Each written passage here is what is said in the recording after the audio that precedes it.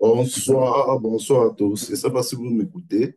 Si quelqu'un m'écoute, c'est pas, peut faire un signe ou laisser un message. Bonsoir.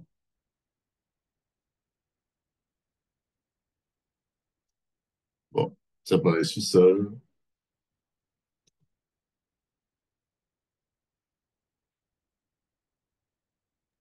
Bonsoir, on t'écoute. Ok, bonsoir, bonsoir, Père.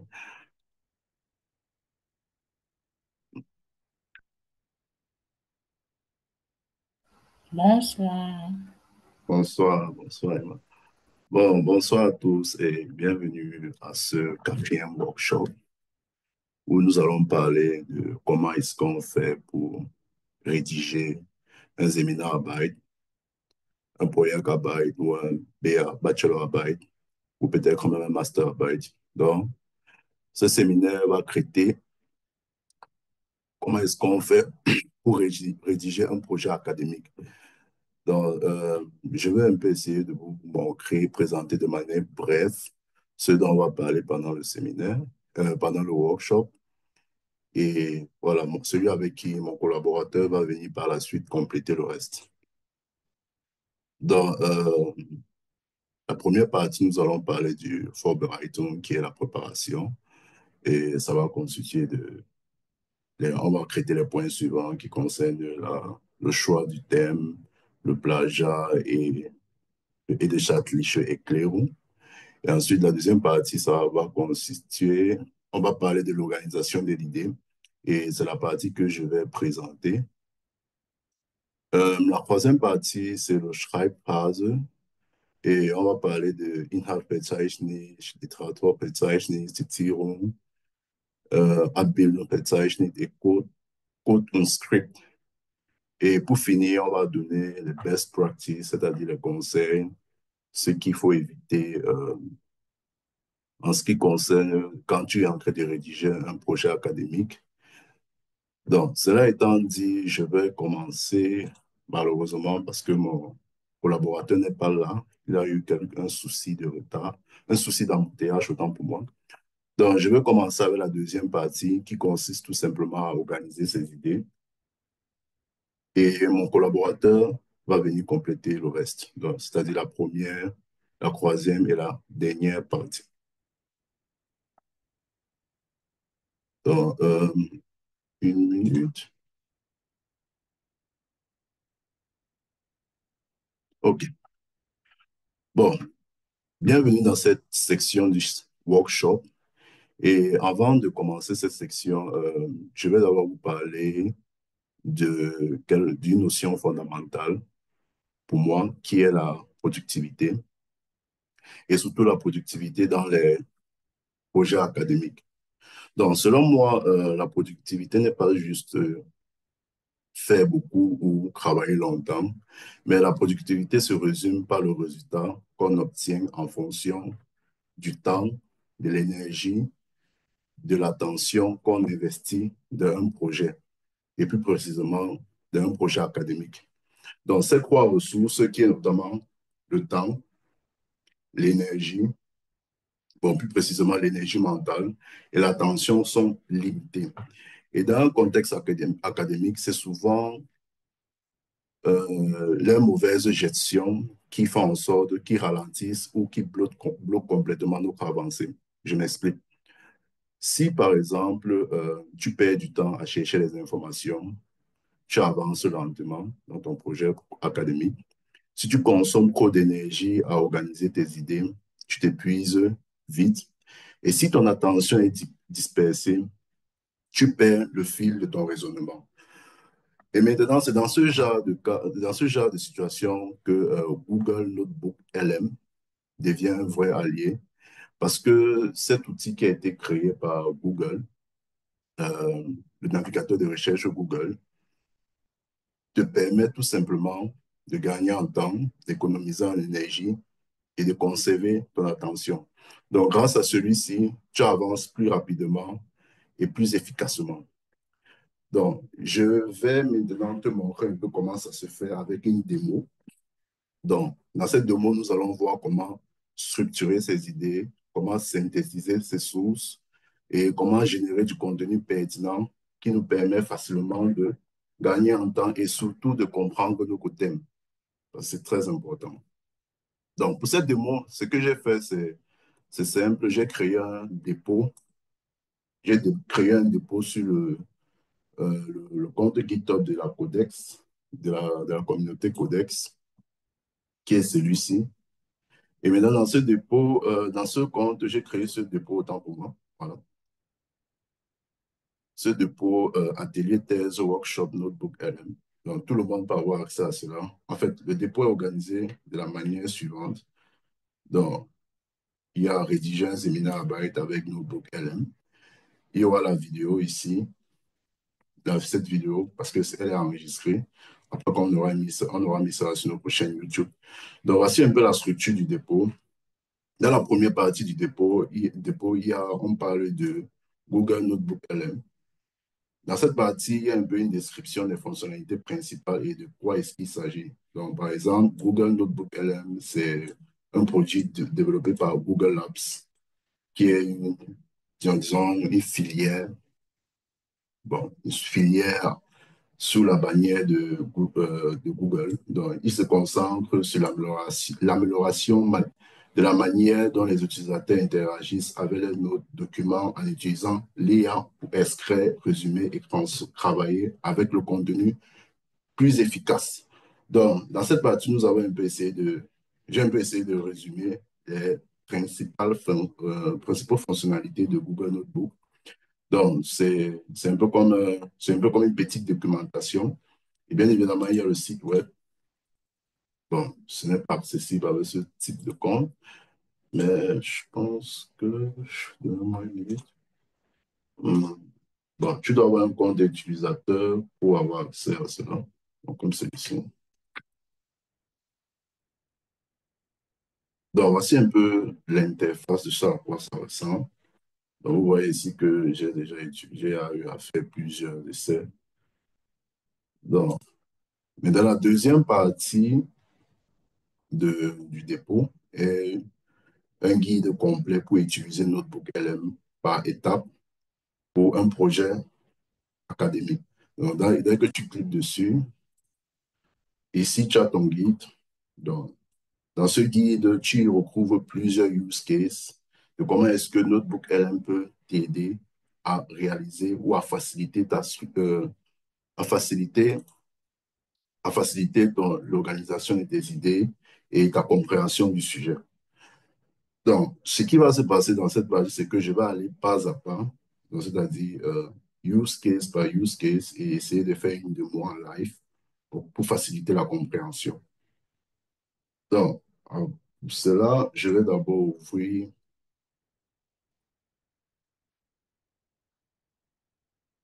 Google Notebook LM sur un navigateur.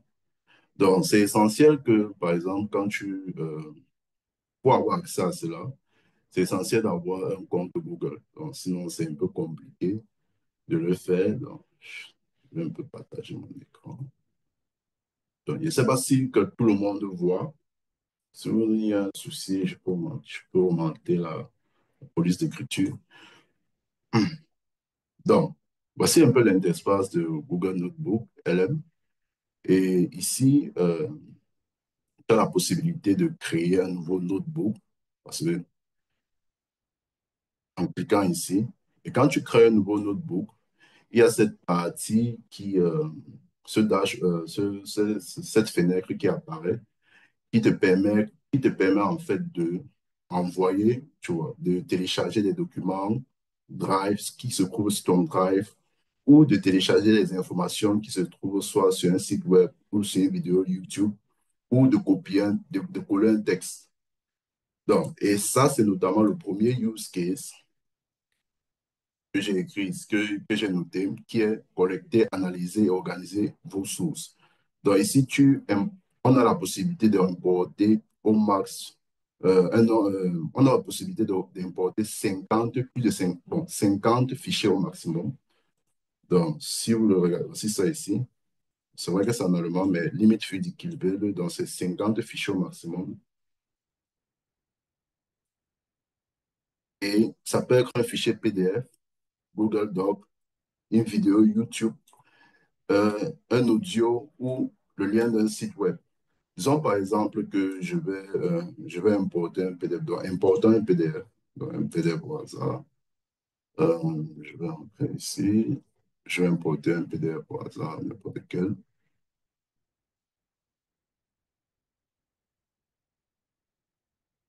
Bon, ça charge. Donc, voici la deuxième interface, donc l'interface principale. Donc, de ce côté, on a les notices, les notes. De ce côté, on a le studio et au milieu, on a le chat.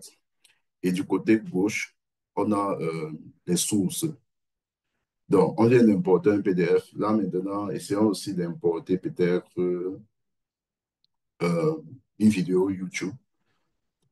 Et c'est là où, c'est dans ce cas maintenant qu'on voit vraiment la puissance de Google Notebook LM parce que les vidéos YouTube, par exemple, de plus d'une heure, comme par exemple cette vidéo qui fait 1h21 minutes. Bon, ça, c'était la vidéo de quand je faisais mes recherches par rapport à ma thèse. Donc, ça, j'étais obligé, en fait, de regarder toutes ces vidéos afin de comprendre le sujet qui est adversarial attack et training. Donc, la magie avec Google Notebook LM, c'est que tu peux prendre la vidéo, tu copies le lien, tu l'insères, tu l'envoies en tant que source. Donc, tu viens ici, tu cliques sur YouTube, là où on montre le lien, tu cliques sur YouTube, tu colles ton lien et tu envoies. Ce qui va se passer, c'est quoi? C'est que, étant donné que YouTube et Google sont connectés, donc YouTube est sous Google, l'intelligence artificielle va partir chercher le transcript, donc le transcript de ta vidéo, et là, on va l'envoyer dans le chat en forme de texte. Donc, quand tu vas poser une question, par exemple, dans ce chat, il va se baser sur toutes ces sources pour pouvoir répondre à ces questions, donc, notamment euh, la transcription, autant pour moi, la transcription de ta vidéo.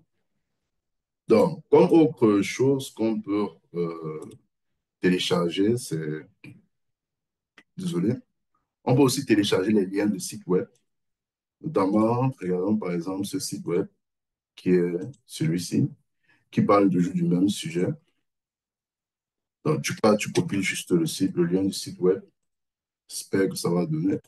Ça, certaines fois, ça ne donne pas. Donc, tu ouvres, tu cliques la partie site web, tu envoies, tu colles le lien et tu ajoutes. Et ça ajoute le site web. Donc, ce qui se passe, c'est que dès que tu vas ancrer une recherche, dès que tu vas taper un prompt, toutes les informations qui se trouvent dans ce site web, tu auras, on va dire ça, en fait, l'intelligence artificielle aura accès à cela, tu vois. Donc, ce qui fait en sorte que, après avoir téléchargé tous tes documents donc, nécessaires, donc peut-être que ça peut être un papier de recherche, ça peut être un factbook, peu importe, tu peux simplement lui demander d'analyser et résumer les 10 idées principales, en fait. Avec ce prompt, donc le prompt se trouve sur le dépôt. Donc, je copie ce prompt ici.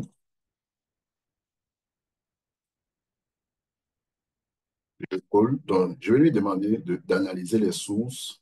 Donc, même si je ne demande pas explicitement d'analyser les sources, il va le faire parce que peu importe ce que je lui ai donné une base de données, en fait. Donc, la base de, peu importe la question que je pose, il doit se référer à la base de données que j'ai eu à créer ici avec lui. Donc, c'est-à-dire avec ce site web, ce PDF et cette vidéo YouTube. Donc, je vais lui demander de résumer et analyser les sources et résumer les principales idées en 10 points. Donc, ça va, je pense que ça va un peu prendre le temps afin qu'il analyse et il résume. Donc, on va un peu laisser. On va un peu regarder à le deuxième use case. Bon, le deuxième use case, c'est au niveau de la découverte et l'exploration des sources. Dis-toi par exemple que, OK, ton professeur, le sujet, c'est un peu adversaire à l'attaque et que tu n'as aucune idée de quoi il s'agit. La manière traditionnelle de le faire, c'est de partir simplement sur Google et taper le nom du sujet, adversaire à l'attaque. Et là, maintenant, tu auras plusieurs résultats et tu auras, disons même, plusieurs résultats et plusieurs pages d'autres résultats ici en bas, comme on peut le voir. Et dans la grande majorité des temps, on ne regarde pas la prochaine, on ne va pas sur la prochaine page, par exemple la page 2. On se limite souvent à les trois premiers liens ou les quatre premiers liens.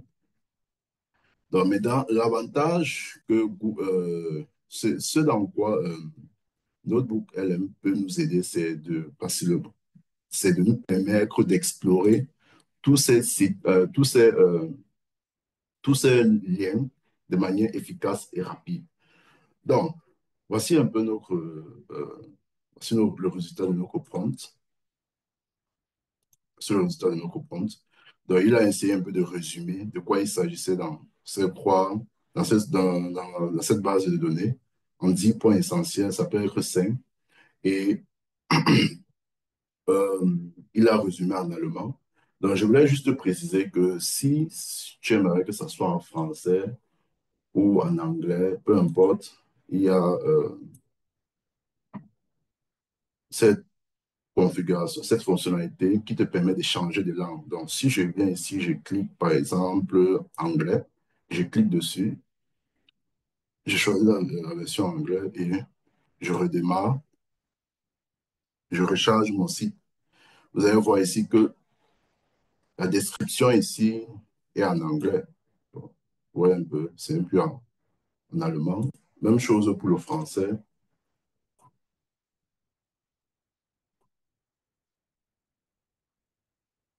Et je recharge mon site web. Donc, vous remarquez aussi avec moi que c'est maintenant en français. Donc, il y a 50 langues qui peuvent être utilisées. Donc, ça, c'est encore un autre avantage extraordinaire. Donc, continuons dans nos use cases. Donc, le prochain use case, c'était la découverte. Disons, dis-toi par exemple que tu n'as pas de source, tu n'as aucun document, tu n'as aucune vidéo, tu ne connais rien sur le sujet. Mais quand même, tu aimerais avoir une idée de quoi il s'agit et comment, en fait, une idée un peu globale de quoi il s'agit. Google Notebook LM te permet de chercher ton idée grâce au navigateur Google et ça va t'aider à classer les 10 sources les plus importantes. Donc, par exemple, dans ce box, je vais écrire, par exemple, le titre de mon sujet, le sujet de mon projet académique. Donc, ici, j'ai choisi adversaire.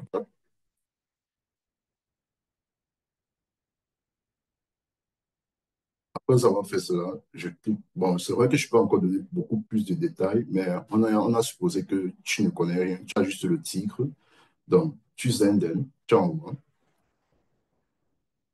Ce qui va se passer, c'est que ça va, comme j'ai déjà expliqué, ça va utiliser le navigateur Google et partir chercher les 10 sites les plus importants par rapport à ce sujet. Donc, vous voyez, il y a eu 10 sites, 10 sources qui ont été cherchées. Les voici. Bon, l'autre option ici, tu as le choix d'exclure certaines sources. Comme moi, par exemple, quand j'écrivais mon séminaire à Bytes, on m'a fait comprendre que utiliser Wikipédia, c'est bien si tu veux comment dire ça, si tu vas avoir une idée de quoi, du sujet, mais on ne veut pas utiliser Wikipédia comme source. Donc, on ne peut pas citer Wikipédia comme source. Donc, ce qui a fait en sorte que j'ai cette habitude de toujours mettre tous les sources qui redirigent vers Wikipédia. Donc, si clique ici, vous allez voir. Voici le Wikipédia de mon sujet.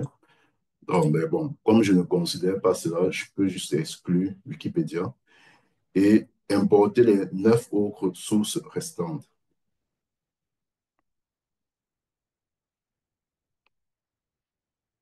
Donc, c'est en train de charger.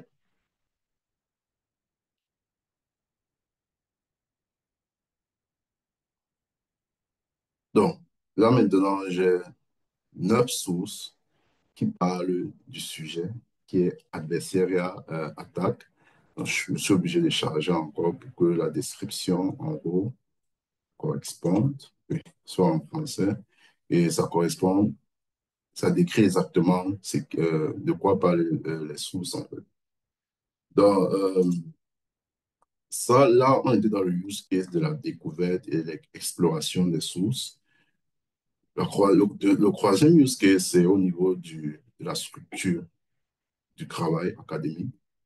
Donc, après avoir fait des recherches, donc, notamment, dès que tu as demandé à Google de te sortir les 10 sites qui parlent de ce sujet où tu as importé tes documents personnels ou envoyé des vidéos, importé des vidéos, il y a Google Notebook LM peut t'aider à structurer ton sujet, t'aider à structurer ton travail et te donner un plan logique. Donc, dans le sens où tu prends, par exemple, ce prompt qui dit propose-moi un plan détaillé, propose-moi un plan détaillé pour ce travail sur le thème. Bon, le thème est déjà, non, bon, c'est un peu, tu n'es pas obligé de dire explicitement sur le thème puisque le thème est déjà, comment dire, on ne parle que de ce sujet. Dans, le chat ne connaît que ce sujet, en fait. Bon, c'est vrai que tu peux importer des documents différents, c'est-à-dire des documents qui parlent de différents sujets. C'est là où tu as besoin de préciser. Donc, ne considère pas tout, mais cherche seulement les sources qui parlent de ce sujet. Donc, on envoie, on envoie le prompt. Et ce qui va se passer, c'est que il va nous sortir une structure un peu dans ce sens, avec l'introduction, contexte et problématique, méthodologie, étude de cas, discussion et conclusion. Ouais. Donc, comment dire ça? Ça facilite cette partie où tu dois réfléchir quelle partie, quelle section inclut ou pas. Parfois, surtout au niveau d'ici, parfois, on réussit toujours à faire l'introduction, contexte et problématique, méthodologie, et on oublie discussion. Ouais, on peut dire qu'après l'étude des cas, on passe à autre chose, on redescend à la conclusion et on confond conclusion avec discussion. Donc, voilà le plan qu'il a créé. Je sais pas. Donc, si vous remarquez bien, je ne sais pas si la taille de mon écran est bonne. Bon, si vous remarquez bien, il y a l'introduction. Qu'est-ce que l'apprentissage apprentissage automatique adversarial, type d'attaque, euh, exemple concret et étude de cas, risque et impact des attaques, stratégie de défense et atténuation, défis et perspectives futures. Et pour finir, la conclusion. Donc, ça, c'est un peu en quelque sorte le plan structuré qu'il a eu à te proposer. Donc, tu n'es pas obligé forcément de suivre cela, mais ça te donne quand même une idée de quoi, à quoi est-ce que ça va ressembler. Et ce qui est magnifique avec cela, c'est que, par exemple, au niveau de, disons, défis et perspectives, il y a cette phrase qui dit le fossé entre la recherche offensive, attaque et défensive. Sur ce, en cliquant sur cette icône qui est 53, ça va te renvoyer à la citation exacte, en fait. Donc, quand tu cliques dessus, ça ouvre le document là où cette phrase se trouve, ou là où il a tiré cette phrase, et ça te le montre ici. Voici ça ici. Donc, le nom du document, c'est Adversarial Attack Definition ou Shoot for Lisa Bedrow. Et maintenant, la phrase ici sort de cette ligne, en fait. Wie kann man sich vor einer Adversariat-Attaque schützen? Donc, le fossé entre la recherche offensive et défensive. Donc, c'est un peu ça, ce à quoi ces petits boutons, disons ainsi, servent. Donc, ça te permet juste de retourner à la citation exacte. Donc, si je clique même ici, ça ouvre un autre PDF des vulnérabilités et les menaces de sécurité auxquelles sont confrontés les grands modèles. Je pense que c'est ça. Et voici les lignes sur lesquelles l'intelligence artificielle s'est basée pour faire ce point. Je pense que architecture sécurisée. Architecture sécurisée ici. Donc, c'est un peu ce que je voulais montrer par rapport à la citation. Donc, ça te permet aussi de te retrouver. Si par exemple, tu veux prendre une idée ici, peu importe laquelle, tu peux copier l'idée et Tu cliques juste sur ces petites icônes et ça te renvoie dans le texte, dans la source et dans le texte original. Donc, ça te permet aussi de faire facilement ta bibliographie, donc de citer, de faire facilement les citations. Donc, le prochain use case qu'on va voir, c'est au niveau de, c'est moi une minute, au niveau de la compréhension. Donc, c'est-à-dire résumé, FAQ, document d'étude. Résumé dans le sens où tu peux lui demander de... Bon, les prompts que j'utilise ici ne sont pas obligatoires, donc tu peux créer ton prompt, mais j'ai juste mis ça dans ce dépôt. Pourquoi? Dans ce guide, pourquoi? Parce que ça facilite un peu la tâche, tu vois. Ouais, un peu. Donc, au lieu d'écrire un autre prompt avec les erreurs d'autographe, etc., c'est mieux que tu prennes celui-ci que j'ai déjà écrit pour toi. Donc, si je lui demande maintenant de résumer, donc, je peux réactualiser dans Refresh. Il supprime l'ancienne conversation. Je lui demande, OK, résume-moi cet article. Non, résume-moi ces sources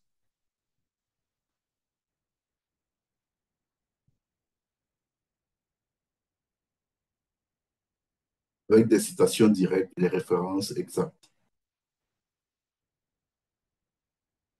Et il va me sortir un résumé en français.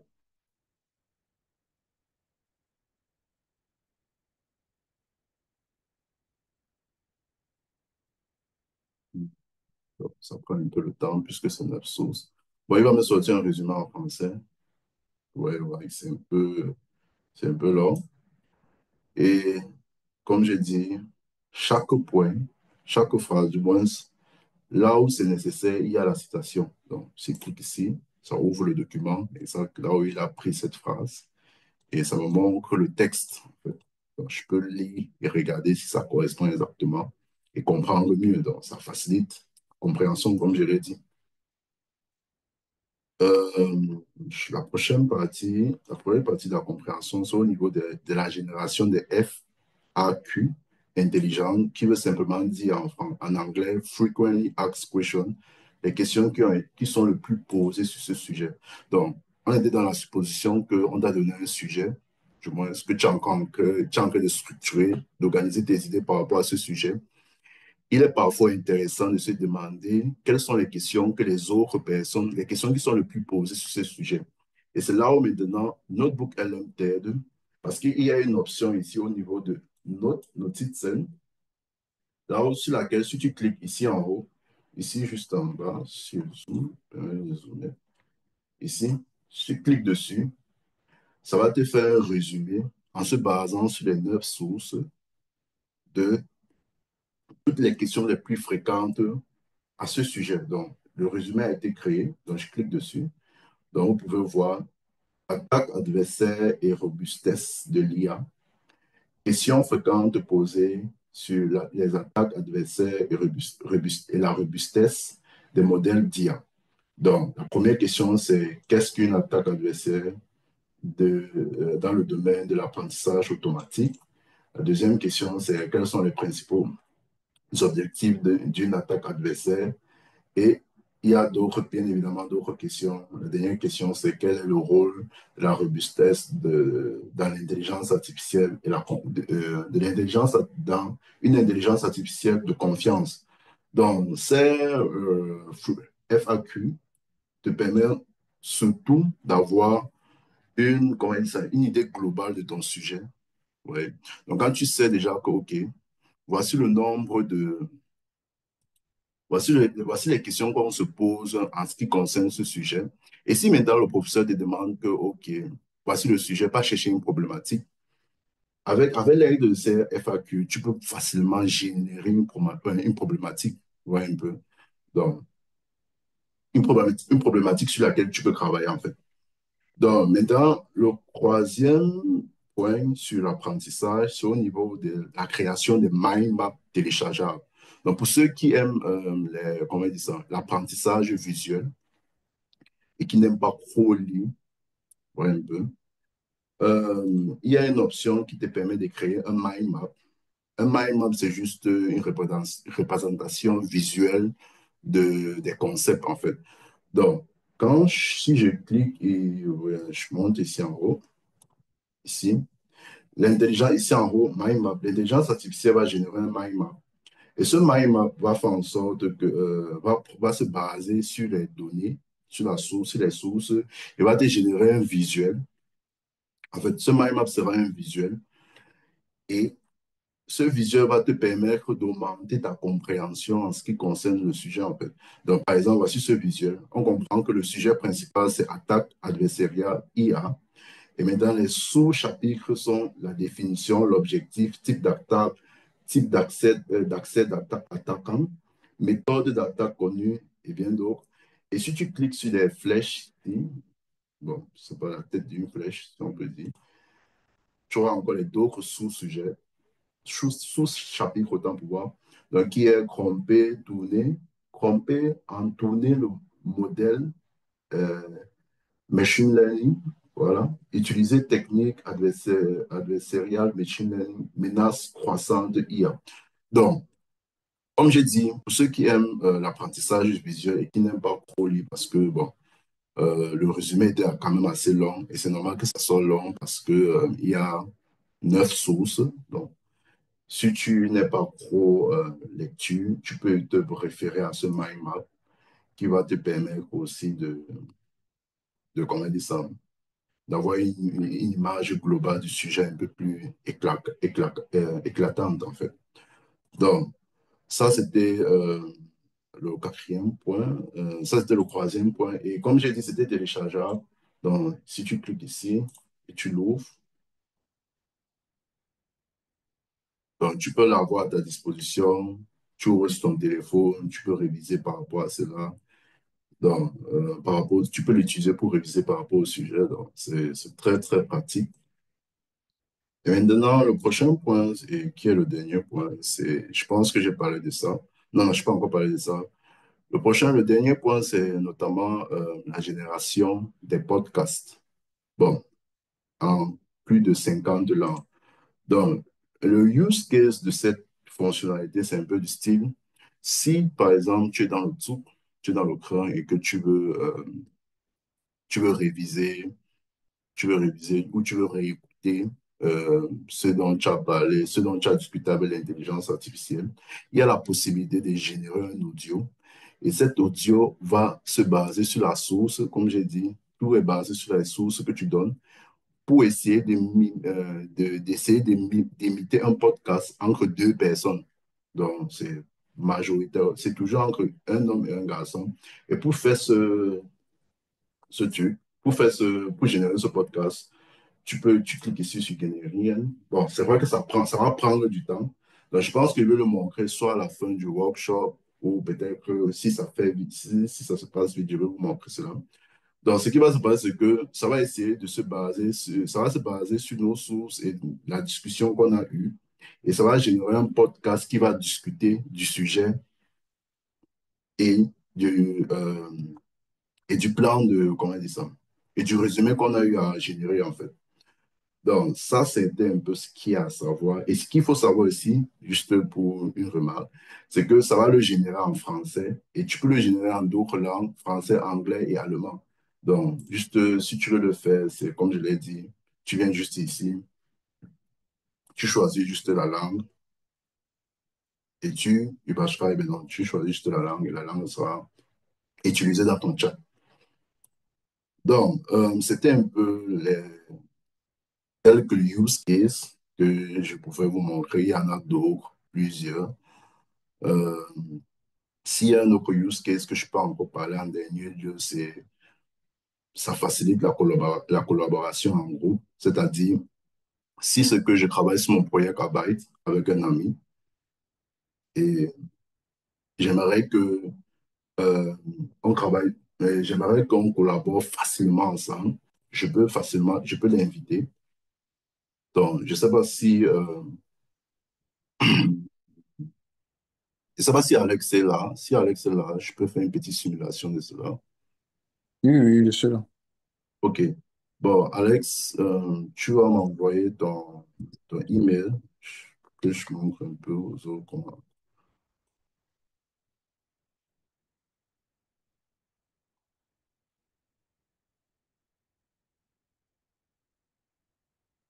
Ouais, je ne sais pas si tu l'as fait. Une seconde, je t'envoie ça. Je t'envoie mon numéro.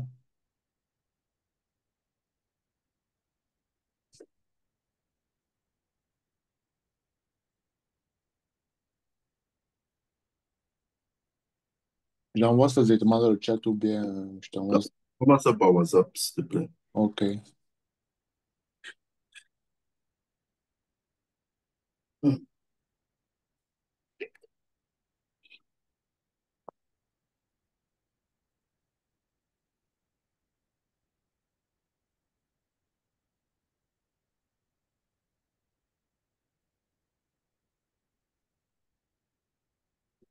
Ouais, je viens de t'envoyer. Ok, bon, si, bon, si le email d'Alex, je l'ai invité, bon, je dois l'inviter en tant qu'éditeur dans Bearbaïda, et j'envoie l'invitation. Donc, Alex, si tu reçois l'invitation, tu me fais signe et tu essayes d'envoyer un fichier, de télécharger un fichier pour que les gens voient un peu comment ça fonctionne. Ok.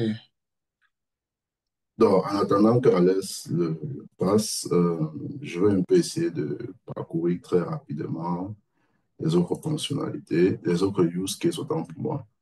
Donc, le prochain use case, c'est au niveau de l'amélioration de votre rédaction académique, c'est-à-dire avec l'aide de DeepL Write.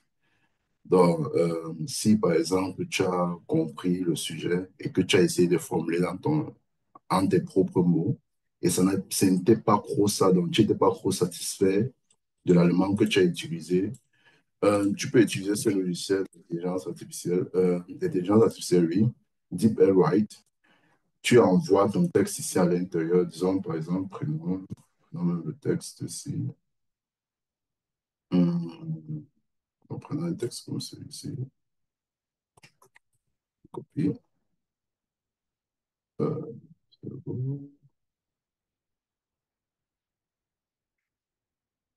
et tu le mets à l'intérieur. Bon, ici, c'est en français, c'est la même chose. Même si c'est en allemand, ça va toujours donner la même chose. Donc, là, ce que dit Bell Wright, c'est que ça rehausse le niveau de langage, ton niveau de vocabulaire, le niveau du vocabulaire de grammaire dans ton texte. Donc, c'est-à-dire, si je clique ici, je viens style, je pars au niveau de style, et je veux que ça soit académique, c'est-à-dire académique. Donc, ça utilise des mots académiques pour moi, étant donné que c'est un projet académique. Donc, je clique dessus, je clique Anwenden. Vous voyez que ça a changé. Donc, il y a il y a eu quelques changements. Donc, c'est un peu comme ça que je fais personnellement aussi pour rehausser le niveau du vocabulaire. Étant donné qu'on utilise une langue étrangère, c'est un peu très compliqué d'utiliser un bon voix chat quand voilà, quand tu ne t'y connais pas quoi en allemand. Donc, ça, c'était un peu ça. Au niveau de comprendre et traduire des sources multilingues, donc, je vous ai un peu montré. Donc, tu peux envoyer, tu peux télécharger un texte en anglais, en espagnol, en français, peu importe la langue. Et l'intelligence artificielle va prendre cela, traduire cela dans la langue que tu connais et en fonction des prompts que tu vas envoyer. Donc, ensuite, il y a au niveau de la génération des bibliographies automatiques. Donc, ici, il y a ce prompt que j'ai à y mettre. Donc, quand on va voir la rédaction, vous allez voir comment c'est aussi efficace. Parce que ça gère la bibliographie, c'est-à-dire les citations. Donc, tous ces sources vont être citées. Donc, ça va le mettre en forme de texte, surtout en style APA 7. Le voici. Donc, O'Brien, une menace pour l'intégrité et la sécurité du LMM. Donc, voici toutes les sources qui ont été citées. Donc, c'est très intéressant au niveau de quand tu veux rédiger rapidement. C'est très, très intéressant. Donc, et pour finir, il y a aussi, tu peux créer des présentations automatisées et à partir de tes sources, en fait. Donc, le prompt est là. Et comme j'ai dit, le dépôt sera mis à disposition de chaque membre. Donc, vous pouvez prendre votre temps et tester. Donc, je ne sais pas si Alex a... Oui, euh, oui. J'ai reçu le lien dessus dans le notebook. bon, est-ce que tu peux, Rock, là, télécharger un fichier Ok. de ton choix? Une seconde. Bon, il y a aussi la possibilité, bon, je m'adresse pas à toi, Alex. Bon, il y a aussi la possibilité de supprimer, hein, si vous voulez supprimer un fichier, une source, autant pour moi, vous pouvez supprimer. Ou si vous voulez, un BNN, c'est-à-dire changer le nom, vous pouvez le faire facilement. Bon, et si vous êtes en train de vous remarquer, Alex est en train de, voici le fichier que Alex est en train de télécharger. Principle of Health pour Interoperability. Voilà. Donc, j'attends que ça télécharge. Bon, Alex, comme tu as téléchargé le fichier, est-ce que tu peux me laisser une note? Ok. Tu as eu à envoyer un fichier pour faciliter la collaboration. La collaboration. Donc, voici la note que Alex est en train de créer. Donc, si tu travailles avec quelqu'un et tu veux savoir ce qu'il a eu à faire pendant ton absence, il peut simplement te les créer une note avec cette fonctionnalité ici, Notiz hinzufügen, et il t'écrit juste le texte que Alex, et il va décrire un peu ce qu'il a eu à faire pendant ton absence. Par exemple, il a eu à télécharger les principes, ce fichier qui est Principle of Health. Donc, bon, je pense que je suis au thème de ma présentation. Je vais laisser la place à mon collaborateur, Cédric. Mais avant de le faire, je veux qu'on lance cet audio donc, que j'ai eu à activer, autant pour moi. Bienvenue dans cette nouvelle exploration des sources. Ouais, je ne sais pas si vous entendez, mais l'audio, je vais l'envoyer dans le groupe Codex parce que c'est téléchargeable. Donc, chacun peut partir, il regarde, il écoute. L'audio va en fait décrire ce qui se passe, en fait, tous les sujets, ceux dont on a parlé dans ce chat, en fait. Donc, c'est un peu ce que j'avais à dire par rapport à la démonstration avec Notebook LM, Google Notebook LM. Bon, je ne sais pas si quelqu'un a des questions ou aimerait avoir un peu plus de détails par rapport à cela.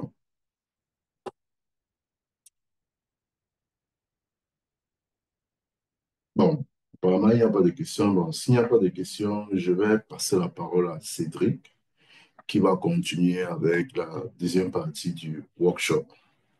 Merci pour votre attention.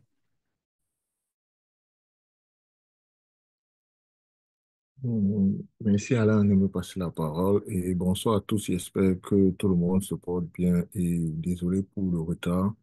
Il y avait beaucoup d'embouteillages sur la route aujourd'hui comme c'est un long week-end.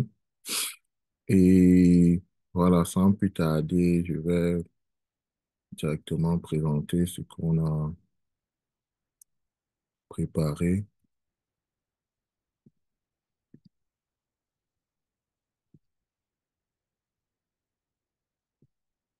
J'espère que tout le monde voit mon écran. C'est pas Alain, si tu peux me confirmer. Je vois ton- Donc, je ne vais pas m'attarder maintenant, comme Alain a déjà commencé sur l'agenda. Il y avait le Fulbright, comment choisir son thème, le plagiat, et puis le Ein der staatliche Erklärung. C'est en fait quand quelqu'un écrit son séminaire Arbeit ou bien son projet Arbeit ou bien le Bachelorarbeit, il doit bestätigen que c'est lui l'auteur de ce qu'il est en train de proposer. Donc, c'est toujours un truc on va présenter après comment, à quoi ça ressemble tout à l'heure. Et puis, il y avait la partie que Alain vient de présenter. Et puis, on avait une petite partie pratique pour parler comment est-ce qu'on peut donc bien rédiger son mémoire sur Word. Et puis, enfin, les best practices, les choses peut-être à éviter ou bien les meilleures manières d'écrire ou bien les meilleures façons de faire. Donc, ici, dans la recherche, dans le choix du thème, pourquoi j'ai soulevé ça? Parce que généralement, on a eu à observer, ou bien moi personnellement aussi, que dans la communauté, et pour nous, les Africains, souvent à la FAO à l'université, les thèmes sont souvent proposés ou bien les thèmes sont au choix. Et quand les thèmes sont au choix, ici, on conseille déjà, avant de choisir, de vraiment se décider d'abord plus les thèmes qui vont aller dans le sens pratique que théorie. Pourquoi? Parce que dans le sens pratique, c'est vrai, si on parle maintenant, si on est dans le cadre des informaticiens, c'est-à-dire une thématique qui va peut-être à la fin aboutir à un produit, c'est-à-dire une application qu'on va développer, ça peut être une application mobile, web ou bien Windows. Parce que quand il y a ce produit-là, ça rend facile la tâche après pour rédiger. Parce que tu ne vas que rédiger en rapport à ce que tu as fait et apporter, par exemple, quelques sources de comment est-ce qu'il y a le travail, comment tu en es arrivé là. Généralement, les thématiques qui sont plus théoriques demandent beaucoup plus de rédaction et beaucoup plus de recherche. Et ce qui est pour nous, avec la barrière de la langue, déjà une grande difficulté. Et encore, c'est encore plus facile pour les grands frères qui sont au-dessus ou bien dans la team Codex de venir facilement poser le problème quand il s'agit d'une thématique un peu plus pratique. Et dans le choix aussi de la thématique, il serait bien déjà de faire déjà quelques recherches. Ça veut dire, se dire déjà qui sont ceux qui ont déjà eu à travailler sur cette thématique, venir aussi avec dans la team Codex ou bien s'approcher d'autres personnes qui ont déjà fait dans ce domaine pour savoir qu'est-ce qu'ils en pensent de cette thématique.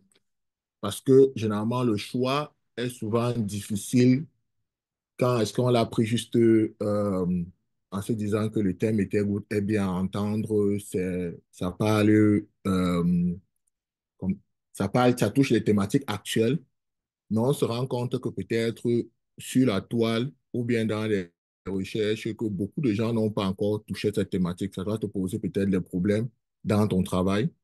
C'est souvent mieux de prendre des thématiques qui sont déjà un peu plus connues, ou bien tu vas apporter maintenant quelques spécificités, mais c'est mieux d'aller dans ce sens, ou bien te rapprocher des personnes qui ont déjà eu à travailler sur cette thématique, ou bien qui sont dans le domaine, qui peuvent facilement t'orienter en te disant que oui, si tu choisis par exemple telle thématique, on peut t'accompagner. On peut venir aussi dans la team Codex et proposer et dire, bon, à l'école, on nous a proposé telle thématique. Vous pensez que je peux choisir laquelle? C'est très important. Et aussi, donc, ici, on a pu aussi lister comme ça les sites de recherche, pas pour les thématiques, mais qui peuvent déjà te permettre, en fonction de ce que tu vas trouver, de savoir que, OK, c'est mieux de choisir tel, d'être maintenant sur les thématiques. Et après, je crois que beaucoup de professeurs aussi demandent ça, c'est le side planning. Ça m'est déjà arrivé, je crois, Alain aussi. Généralement, certains ne demandent pas, mais beaucoup demandent. Et ce serait toujours mieux, donc, après avoir donc, fait cette recherche et bon, choisi le thème, de pouvoir faire déjà un plan en fonction des recherches. Généralement, il y a le temps que tu disposes pour faire le projet, le temps de la rédaction. Et après, tu dois essayer un peu de découper maintenant les phases de ton projet. Comment est-ce que ça va être structuré? Et généralement, le side plan aussi est souvent divisé en semaines.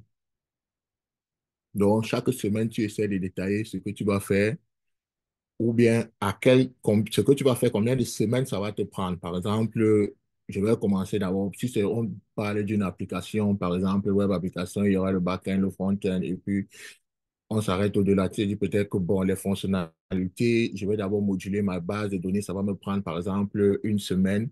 Je vais commencer à écrire le back-end. Ça va me prendre peut-être 2 semaines. Et puis maintenant, mon front-end va me prendre peut-être plus de temps. Je ne sais pas, 3 semaines. Et maintenant, pour pouvoir déjà mieux organiser son temps. Et ça, c'est souvent les choses que le professeur demande juste avant même de partir en mail donne déjà la thématique, le thème. Donc, il a besoin déjà de voir si tu as déjà fait quelques recherches, si tu as déjà compris vraiment de quoi il s'agit dans le thème, et si tu as déjà pu clarifier un temps, si tu as déjà pu planifier ton temps en fonction de cette thématique.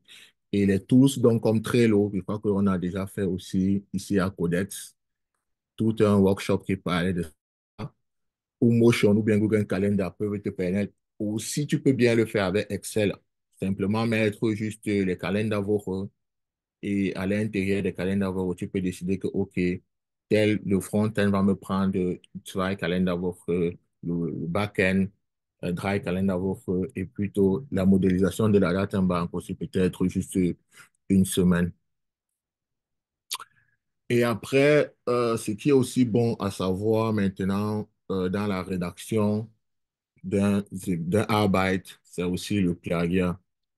C'est quoi déjà le plagiat? C'est quand tu essayes de recopier les propos de quelqu'un sans l'avoir énuméré, sans l'avoir énoncé. Donc, ça peut être recopié, ça peut être juste que tu as essayé euh, comment je vais mieux expliquer ça? Tu n'as pas vraiment, tu peux utiliser les propos, mais tout en les reformulant à tes propres termes. Donc, le simple fait peut-être de changer la langue parce que c'est déjà arrivé plusieurs fois. Bon, c'est vrai que ça devait venir dans les anecdotes. Mais on avait déjà reçu quelqu'un qui a pris un livre en anglais et il a juste traduit en français, après traduit en allemand et s'est dit que ça ne va plus aller dans le plagiat. Donc, le fait de changer de langue, par exemple, parce que le livre, tu es parti sur un site en français et que tu as traduit en allemand, ne vient pas éviter le plagiat. Il faut vraiment comprendre de quoi est-ce que l'auteur veut parler et essayer de le reproduire à ses propres termes. Et ici, les conséquences donc, qui peuvent arriver pour le plagiat ici à l'université, c'est que c'est le douche-faille et ses matriculations. Et maintenant, comment est-ce qu'on peut remédier à ça? Je crois que pour remédier au plagiat, il faut déjà parler avec le professeur parce que généralement, il y a des systèmes. Avant, il y avait ça à la F aussi, je sais plus s'il y a toujours, il y a d'autres applications en ligne qui sont payantes, mais qu'on peut utiliser pour voir parce que le plagiat s'évalue comment? C'est un taux de pourcentage. Quand on va prendre ton devoir, on va le mettre dans un software et le taux de pourcentage, quand il sera atteint, on va directement décider que ça a été plagiat et tu auras échoué la matière ou bien tu vas être exmatriculé. Donc, il faut toujours reformuler en ses propres termes. Je crois qu'il y a aussi une technique souvent qui marche très bien. Tu peux déjà prendre, si c'est en allemand, c'est en anglais, c'est en français, tu essaies déjà de traduire dans le langage que tu comprends le mieux. Tu essaies encore dans ces langages de reformuler et après, de nos jours, avec les outils comme ChatGPT, tu peux maintenant, ce que tu as déjà toi reformulé, donner encore à ChatGPT de reformuler encore une seconde fois pour toi-même. Et après, pourquoi ne pas simplement, même quand tu as ce genre de reformulation, toujours citer l'auteur ou bien la source d'où vient cette information. C'est vraiment la meilleure des méthodes. Que toutes les sources où tu as puisé tes informations puissent être citées et tu es sûr de t'éviter le plagiat. Oui, le Einstein-Erklärung, en fait, c'est, comme je l'ai déjà dit, c'est juste pour justifier que, OK, la personne est vraiment euh, l'auteur de ce travail et qu'il va assumer exactement toutes les conséquences si on peut remonter ou bien on peut retrouver, par exemple, ou bien se dire que sinon, ce n'est pas lui l'auteur et tout. Et en fait, comme tout cet exercice, que ce soit le séminaire, le Arbeit, est un module de Claso, il faut aussi justifier que c'est un peu comme la personne était vraiment Einstein, je te dis, comme ce qu'on demande à tout Claso au début, est-ce que machin, ceci. Donc, quand tu remets ce devoir, tu dois signer ça pour accepter vraiment que, OK, j'ai terminé mon devoir et je suis en train vraiment de le remettre. Et généralement, il y a un papier qui ressemble à ça, je vais aussi directement le partager. Ceci, je ne sais pas si tout le monde voit mon écran.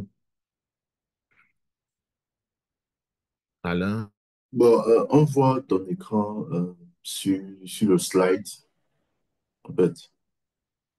est-ce qu'on voit le document? Non. Non, on voit pas le document. Bon, je ne sais pas si tu peux. Attends, je vais repartager toute la machine peut-être. Desktop.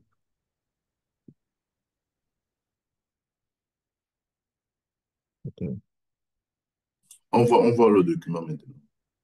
Oui, donc souvent il ressemble à ceci, ce document. Je crois que ça aussi, on va essayer de le partager ou bien après, quand on va envoyer la présentation, on va aussi l'ajouter à l'intérieur. Mais moi, par contre, quand je faisais mon bachelor Arbeit, c'était juste un texte qu'il fallait écrire je crois, et il fallait écrire et signer. Donc, il n'y avait pas tout ce protocole-ci, là, ou bien ce document-ci. Mais ça peut arriver que ce soit quelque chose de la sorte, ou bien juste un texte. Tu peux demander vraiment beaucoup se renseigner aussi chez le professeur. Ça peut arriver que c'est juste un texte qu'il faut écrire et puis le signer. Voilà. OK. Organisation des idées, ça c'était vraiment la partie que Alain a déjà eu à expliquer depuis le début avec Notebook LM. Et on va donc traverser. Ici, sur la troisième partie qui était le Sharp, c'était juste un peu pour présenter pour ceux qui utilisent Word ou bien qui continuent à utiliser Word, parce qu'on s'est dit aussi avec Alain, étant donné que nous sommes les informaticiens et que généralement on travaille dans le monde, dans le domaine technique, ou bien de IT, sincèrement, l'outil qui est adéquat pour écrire ces séminaires ou bien les bachelor master reste la texte. Et vu que tout un workshop ou bien toute une démonstration avec la texte allait nous prendre énormément de temps, parce que ça demande aussi beaucoup plus de temps, beaucoup plus de praxis. Et vu que ce workshop se résumait et qu'on ne l'avait pas déjà annoncé dès le départ, on s'est dit donc de faire un workshop parallèlement. Donc, une prochaine fois, un workshop qui va concerner juste la thématique de la texte pour ceux qui sont vraiment intéressés. Et ce serait vraiment bien pour nous, ou bien pour ceux qui ne connaissent pas la texte et qui auront beaucoup de mémoire ou bien des trucs à écrire, à rédiger durant leur cursus scolaire. Pourquoi la texte? Parce que vraiment, c'est plus facile. C'est a priori, quand on se dit la texte là maintenant, et comme Word, c'est quelque chose qu'on maîtrise ou bien qu'on connaît depuis qu'on est tout petit, on a un peu peur, beaucoup de gens ont un peu peur de se lancer dans la texte parce qu'ils ont déjà ce umgang avec Word et Excel et tout. Mais là, ceux qui ont utilisé la texte, ou bien qui ont déjà eu à utiliser la texte, peuvent déjà le confirmer qu'il est vraiment plus facile à utiliser que Word. Et avec lui, la rédaction est tellement rapide et bien structurée et mieux structurée et aussi mieux designée et bien représentée. Ça veut dire quand un professeur déjà, même pour une meilleure note, dans le domaine du IT, quand un professeur déjà prend le mémoire de quelqu'un ou bien le travail de quelqu'un, il peut déjà reconnaître si c'est Word ou bien si c'est la texte. Et quand c'est la texte, ça te fait déjà beaucoup de points en plus.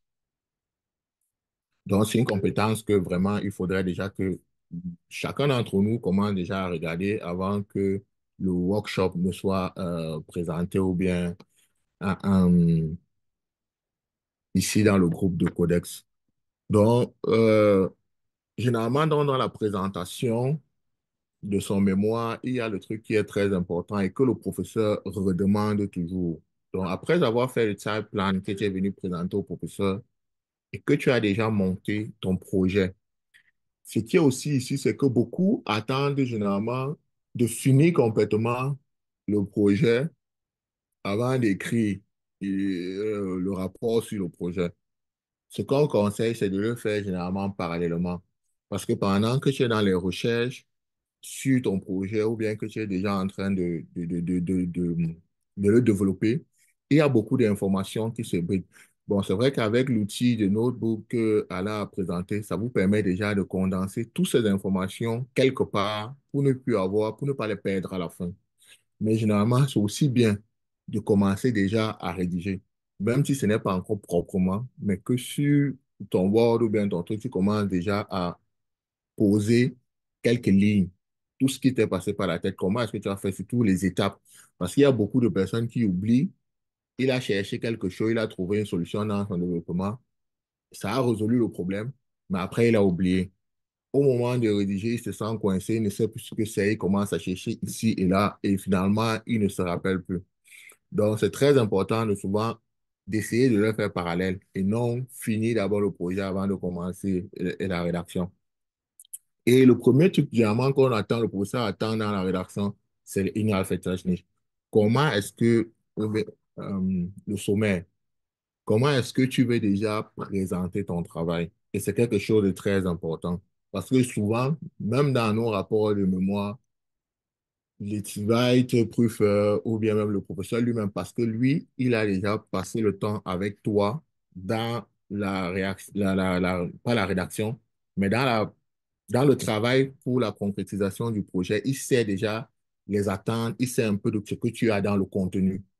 Et généralement, ce qui est très important, donc pour le travail préféré ou bien les autres personnes qui vont regarder, c'est généralement le inner effectiveness. Il va regarder tout ça et se dire, OK, je vois que la structure vraiment du Wirtschaftliche mémoire est vraiment bien respectée. Et c'est très important de savoir donc comment le faire, comment bien le présenter. Donc, on devait ici un peu le montrer comment ça se passe sur Word, mais s'il y a le temps, ça va venir plus tard.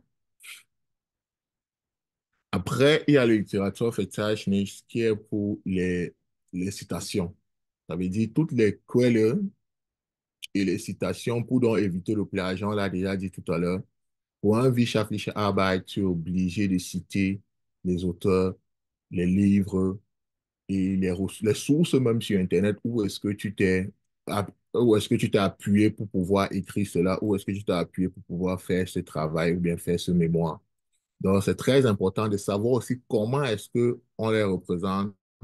Et à la fin, quand toutes ces citations ont été listées, comment est-ce que je peux faire sortir mon littérature fantastique? Généralement, quand tout est bien fait dans Word, je prends en 2 clics à la fin de ton devoir. Bon, tu peux choisir exactement où tu veux le mettre, mais généralement, souvent, on le met à la fin du devoir.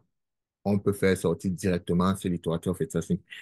Exactement comme le Inner Effective qui se fait aussi en quelques clics quand les étapes ou bien les paragraphes de ton devoir sont déjà structurés. J'entends ici par paragraphe le grand 1, grand 2 et le 1.1, 1.1 et ainsi de suite. Dans les petits titres, les sous-titres, Untertitel, comme on dit souvent.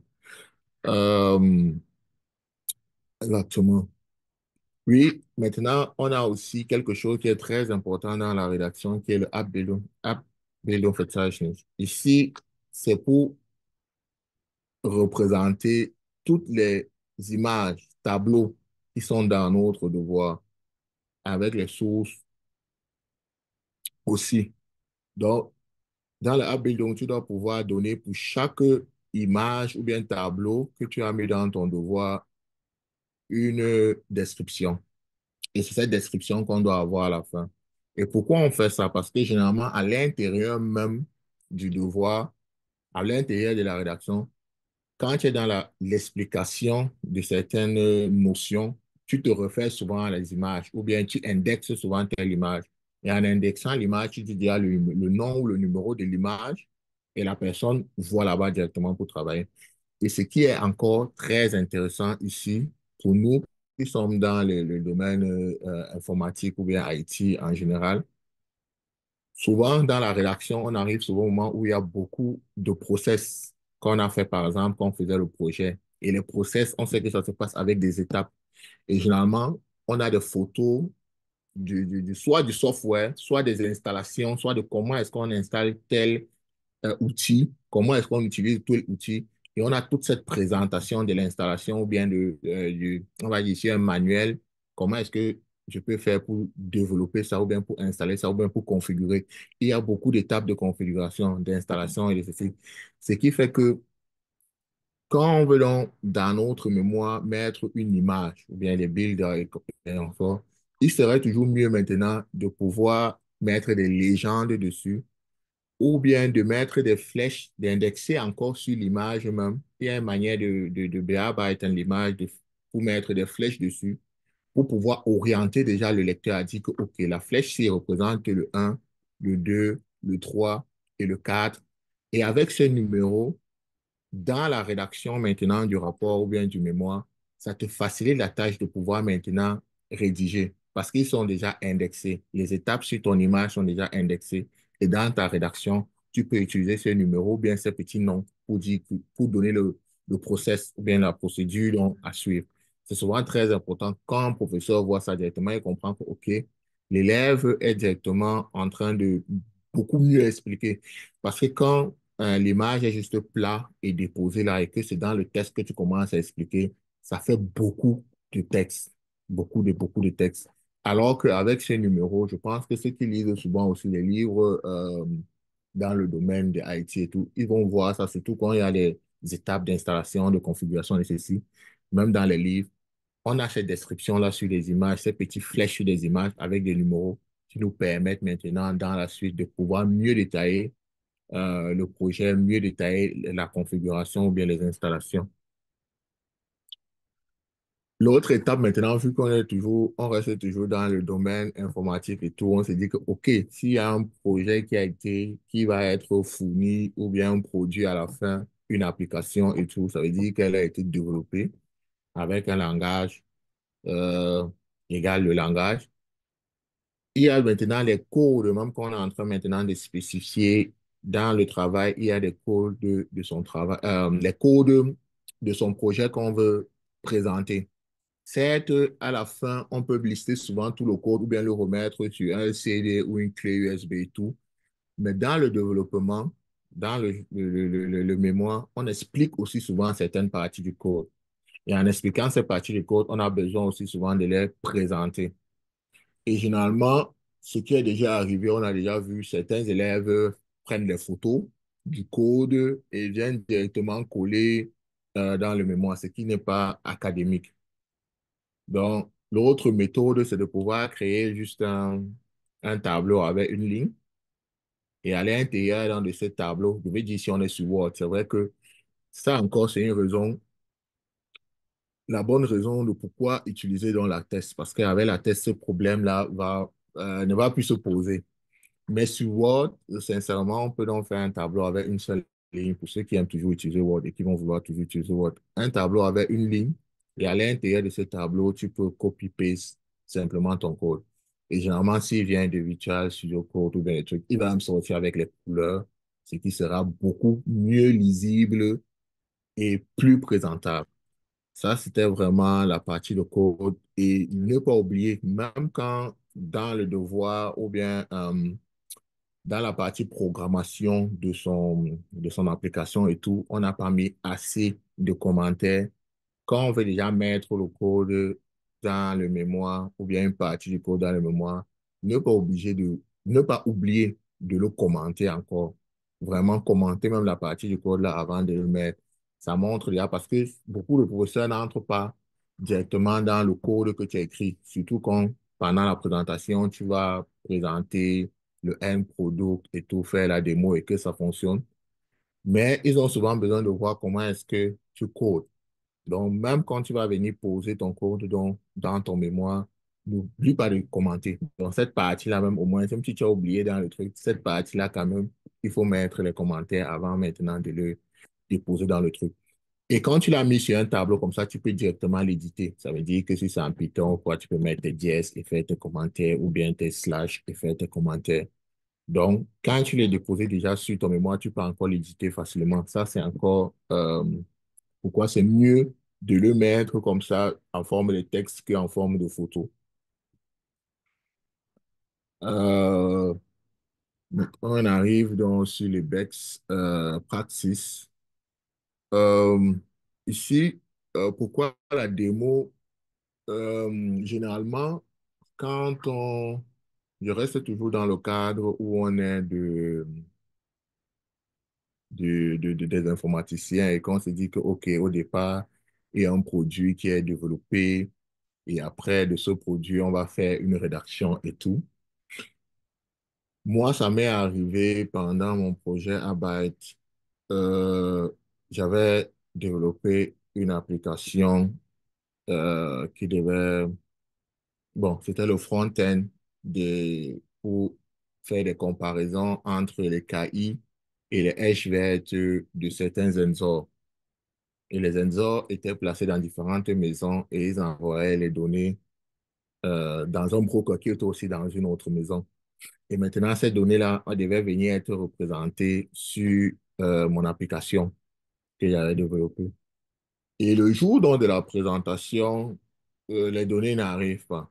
Il fallait encore essayer de voir pourquoi les données n'arrivent pas, pourquoi c'est bloqué. J'avais apporté le matériel même déjà à la FA pour faire la présentation parce que dans les maisons, ça devait être compliqué. J'ai récupéré le matériel à la FA. On a essayé de placer ça encore dans quelques runs à la FA, mais ça ne marchait pas. Et j'ai perdu le temps pour essayer encore de configurer. Il fallait prendre quelques trucs pour configurer. Même jusque-là, avec toutes les configurations et l'aide même du professeur et tout, ça n'a pas toujours marché. Et il m'a donné une mauvaise note, mais il m'a dit, normalement, ce que tu dois faire, c'est faire déjà une démo à la maison. Donc, quand ton produit est en train de marcher, il faut pas oublier de faire une simulation, une démo, donc une vidéo pour montrer déjà le produit quand ça marche. Comme ça, le jour de la présentation, et c'est pour ça que j'ai mis ça ici en démo. Donc, toujours, quand le produit marche déjà chez vous, avant la présentation, donc quand vous avez fini déjà de concevoir le produit, avant même d'écrire, ne pas oublier de faire souvent une petite vidéo, une petite démo déjà, qu'on enregistre et qu'on garde. Parce que s'ils savaient que pendant la présentation maintenant, le truc ne marche pas, parce que ça arrive souvent en informatique, on a changé de ceci, on a changé, on a fait un update, le système a fait des updates, et le temps que ça prend, parce que le professeur ne laisse pas, surtout quand c'est le bachelor-arbeit, il ne laisse pas assez de temps. Tu as un temps vraiment défini. Et quand tu arrives, c'est 5 minutes de présentation pour la démo, pour présenter son truc. Donc, si déjà, tu viens, il y a un bug et que tu veux fixer le bug, ça peut te prendre même plus d'1 minute ou de 2 minutes et le professeur va commencer à dire que non, non, non, arrête. Et tu ne vas pas pouvoir présenter ce que tu voulais présenter. Donc, c'est mieux toujours d'avoir cette simulation ou bien cette démo, cette vidéo que tu as fait à la maison quand tout marchait dans ton ordinateur. Et si tu te rends compte que sur place, il y a un problème, tu peux directement l'apprendre et directement l'utiliser. Directement l'utiliser.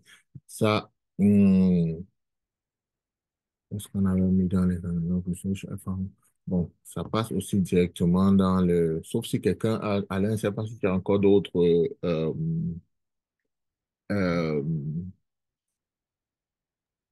erfahrung, persönliche Erfahrung, parce que Euh, pour un... moi, un souci que bon, un personnel chef a dans le travail. C'est vrai qu'on parle ici notamment de la structure des idées, et, l'organisation et la rédaction, et tout comme ça. Mais il y a aussi le choix du professeur et le choix du lèche tool. Et quand est-ce qu'il faut demander? Moi, par exemple, pour mon bachelorarbeit, j'ai eu ce problème parce que ce qui s'est passé, c'était que je partais aborder les professeurs le même semestre.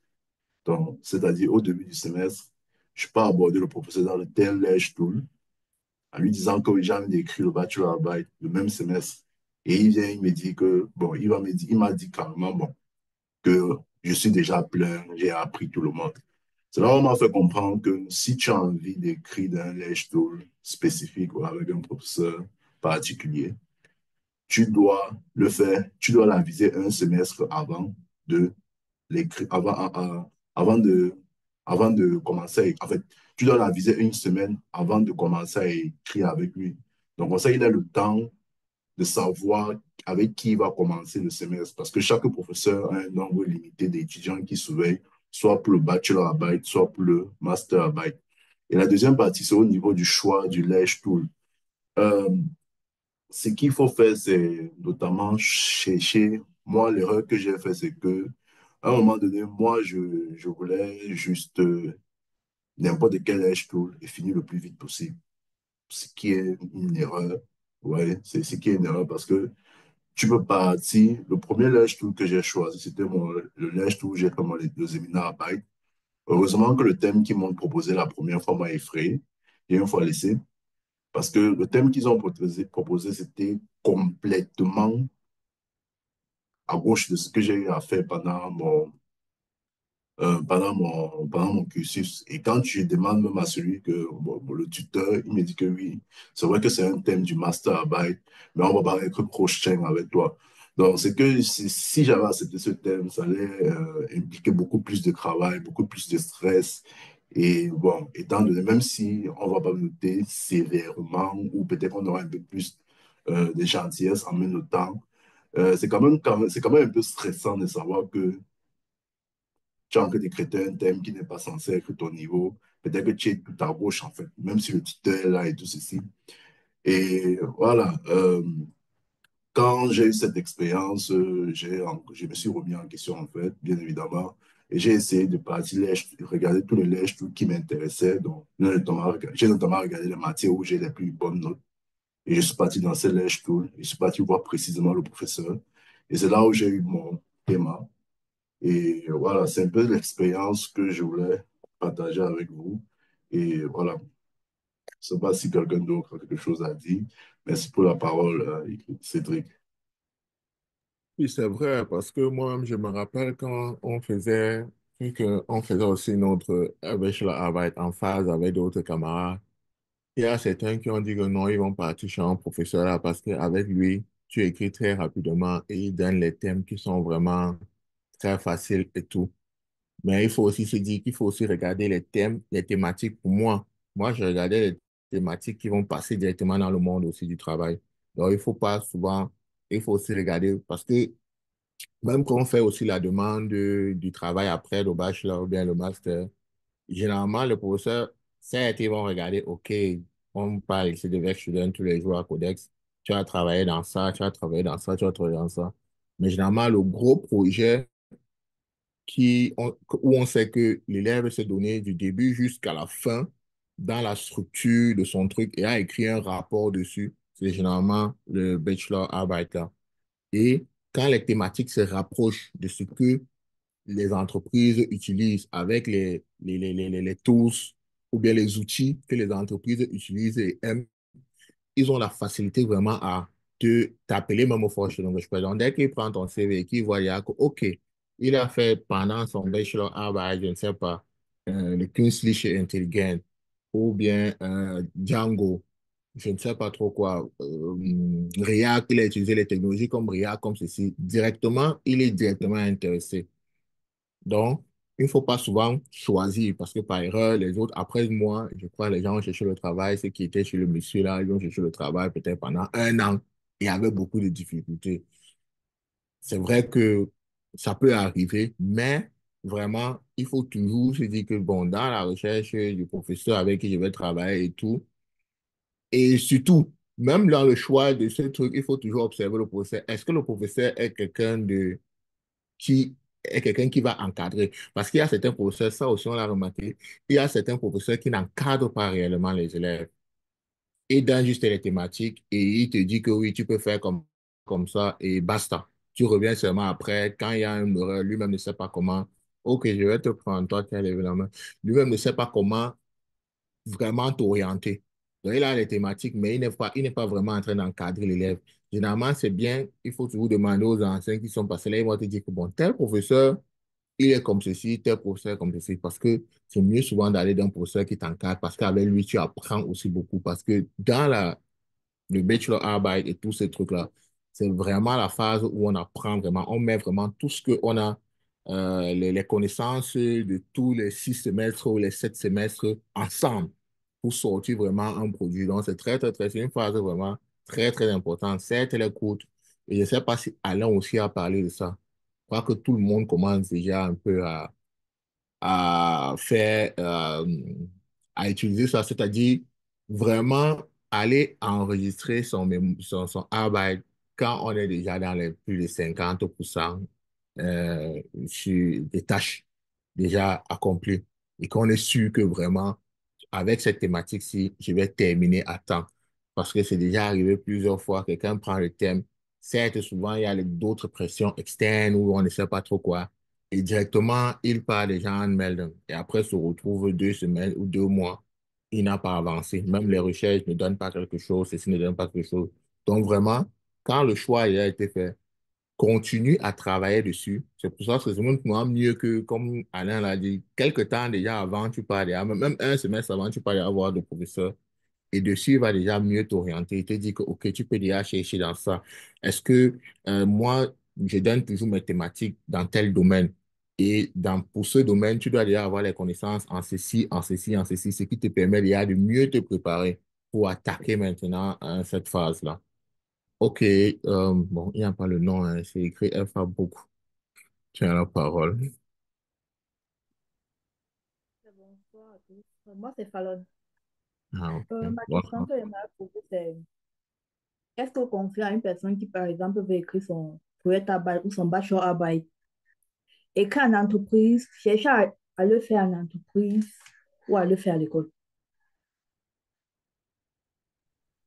Euh, sincèrement, tout dépend d'abord de toi. Mais dans le meilleur des cas, je vais conseiller la personne de faire en entreprise.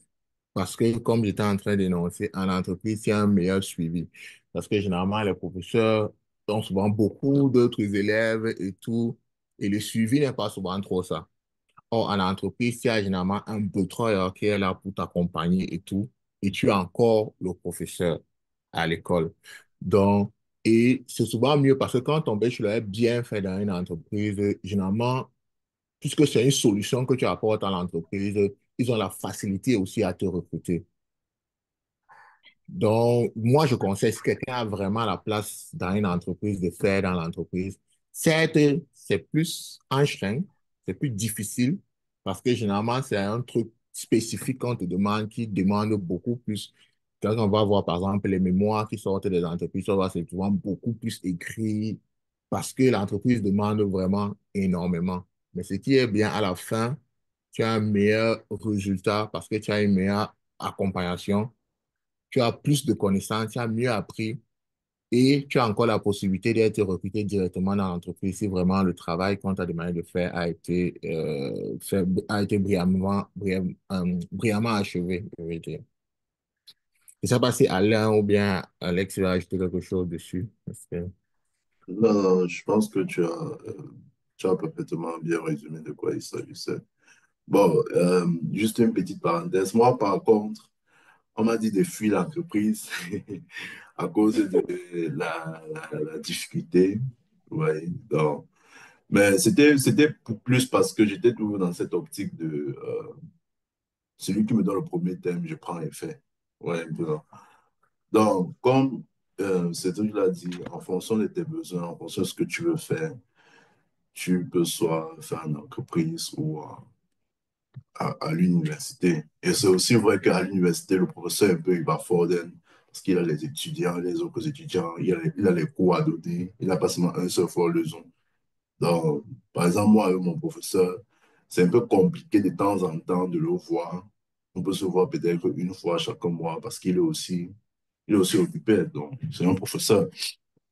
Donc, si tu aimes le béton, si tu aimes quand on prend soin de toi et tout ceci, tu n'es pas trop indépendant, tu vois, euh, tu peux partir en entreprise. Donc, Et en parlant de thème, comment devons-nous choisir un thème? Devons-nous faire des recherches à l'avance avant d'aller proposer le thème au professeur? Ou devons-nous être sûrs que oui, ce thème que nous choisissons, on a suffisamment d'idées pour aboutir à la fin, par exemple? Donc, on peut aboutir peut-être au développement. bon, Oui, comme on a dit ici tout au début dans le choix du thème, vraiment, si c'est un thème, ben, il y a les thèmes que le professeur propose et maintenant, avant de choisir à l'intérieur, tu fais les recherches sur plusieurs. Mais si c'est toi-même qui dois apporter un thème au professeur, euh, ça, c'est souvent un peu difficile. Mais maintenant, il faut regarder, il faut donc chercher quelle thématique déjà t'intéresse et où est-ce que tu te vois. Parce que moi, ce que je conseille toujours aux étudiants, c'est où est-ce que tu te vois travailler dans le futur.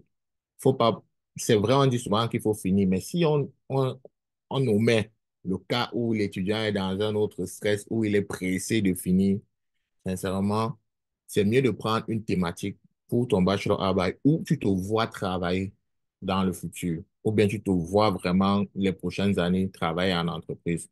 Donc, et de ce fait-là, il y a des panoplies de thèmes et tu as besoin aussi peut-être de t'orienter. Tu peux chercher maintenant, on a cité ici certains trucs de recherche où tu peux taper et tu peux aussi regarder dans les entreprises où tu aimerais travailler ce qu'ils proposent. Parce que souvent, si quelqu'un dit peut-être Daimler, il va sur Daimler, il y a certains beaucoup de trucs qu'ils mettent souvent là-bas. Par exemple, aussi, comment je peux dire ça? Si tu passes sur Daimler, tu vas voir par exemple Bachelor Arbeit et il met une fois la thématique. Dans une entreprise, par exemple, que tu aimerais travailler, tu peux aussi aller dans ce genre d'entreprise, regarder les thématiques qu'ils proposent sur les Bachelor Arbeit pour prendre comme thème et aller maintenant proposer à ton professeur si ça passe avec toi. Ça, c'est aussi certaines méthodes. Parce que c'est que, OK, c'est les thèmes qui sont actuels et que les gens ont besoin déjà dans les entreprises. Et si je finis ça, j'ai une avance sur les autres élèves parce que vraiment, je suis déjà dans le sens dans le sens du travail, mais dans le monde du travail, dans le vecteur du travail. Donc, et avant maintenant donc il faut d'abord présenter au professeur. Il va maintenant te dire, OK, est-ce que ça passe? Est-ce qu'il peut t'aider ou bien ceci? Mais généralement, c'est mieux de venir pas seulement avec une seule thématique présentée au professeur, même avec trois. Et quand il a dit que oui, ça passe avec ces trucs, les trois, tu peux encore faire maintenant d'autres recherches encore un peu plus approfondies pour maintenant te rassurer, est-ce que tu peux finir ça? Est-ce que j'ai les moyens? Est-ce qu'il y a les aides? Tu peux prendre une thématique qui est très actuelle et tu cherches tu fais les recherches sur Internet, tu ne trouves pas. Tu te rends compte que tu dois peut-être lire. On va te donner un seul livre. Il est peut-être en anglais. L'anglais est peut-être difficile pour toi. Tous les trucs que tu cherches sont en anglais. Ce qui est difficile pour toi. Ou bien sont en allemand, quelque chose qui est aussi peut-être compliqué. Tu ne trouves pas les trucs en français pour t'orienter. Tu ne trouves pas quelqu'un ou un grand qui va t'orienter et tout. Là, tu peux décider que non, je vais changer de thématique et prendre par exemple une autre. C'est pour ça qu'il te faut souvent trois choix. Et sur tes trois choix-là, en fonction de tout ça, là, tu peux donc décider un et aller maintenant encore vers le professeur et lui dire que non, voici ce que moi, à la fin, j'ai choisi. Donc, tu lui donnes déjà une rame en disant que, OK, moi, je veux choisir un thème dans tel richton. Je veux prendre, par exemple, mon domaine qui est IoT. Je vais peut-être dire que non, ça sera les smart home, ça sera smart city ou bien ça sera industrie fière nulle. Et quand j'ai déjà les thématiques, je m'en vais vers le professeur, je dis que bon, voici moi les thématiques qui m'intéressent. Il dit que, OK, moi, je peux t'aider seulement si ça parle de industrie fière nulle. Et je sais maintenant que le thème que je vais choisir doit être dans le sens de l'industrie fière nulle. Et je pars maintenant là-bas, je creuse encore en profondeur pour trouver maintenant une thématique à l'intérieur. Mais toujours se rassurer que j'ai les moyens de recherche, il y a de la documentation, il y a de ceci. Ça revient à la même chose. C'est comme on dit, par exemple, quand tu veux faire, utiliser un nouveau framework ou je ne sais pas trop quoi, toujours se rassurer qu'il y a vraiment de la documentation là-dessus parce que c'est souvent ça le problème pour nous qui sommes étudiants ou bien travailleurs, ou bien même dans le monde du travail, on ne passe pas rapidement aux updates parce qu'on se dit souvent que les updates viennent avec beaucoup de problèmes ou bien sont encore très actuels. Il n'y a pas encore beaucoup de personnes qui ont travaillé là-dessus et tout. Et quand tu es parmi les premiers à travailler là-dessus, c'est encore plus difficile. On ne dit pas que c'est impossible, mais c'est plus difficile. Et il faut déjà donc connaître la difficulté, mesurer déjà les conséquences de cette difficulté avant de te lancer. En fait, c'est un peu ça.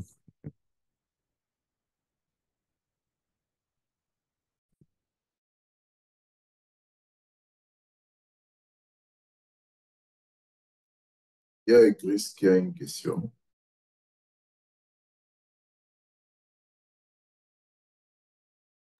Idriss, on t'écoute.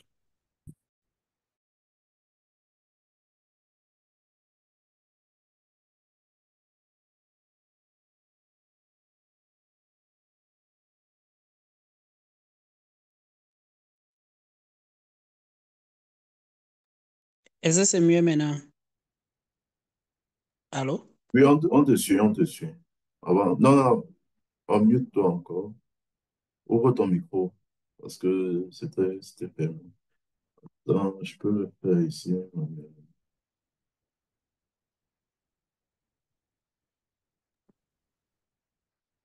Euh, tu peux Est-ce que vous parler. m'écoutez?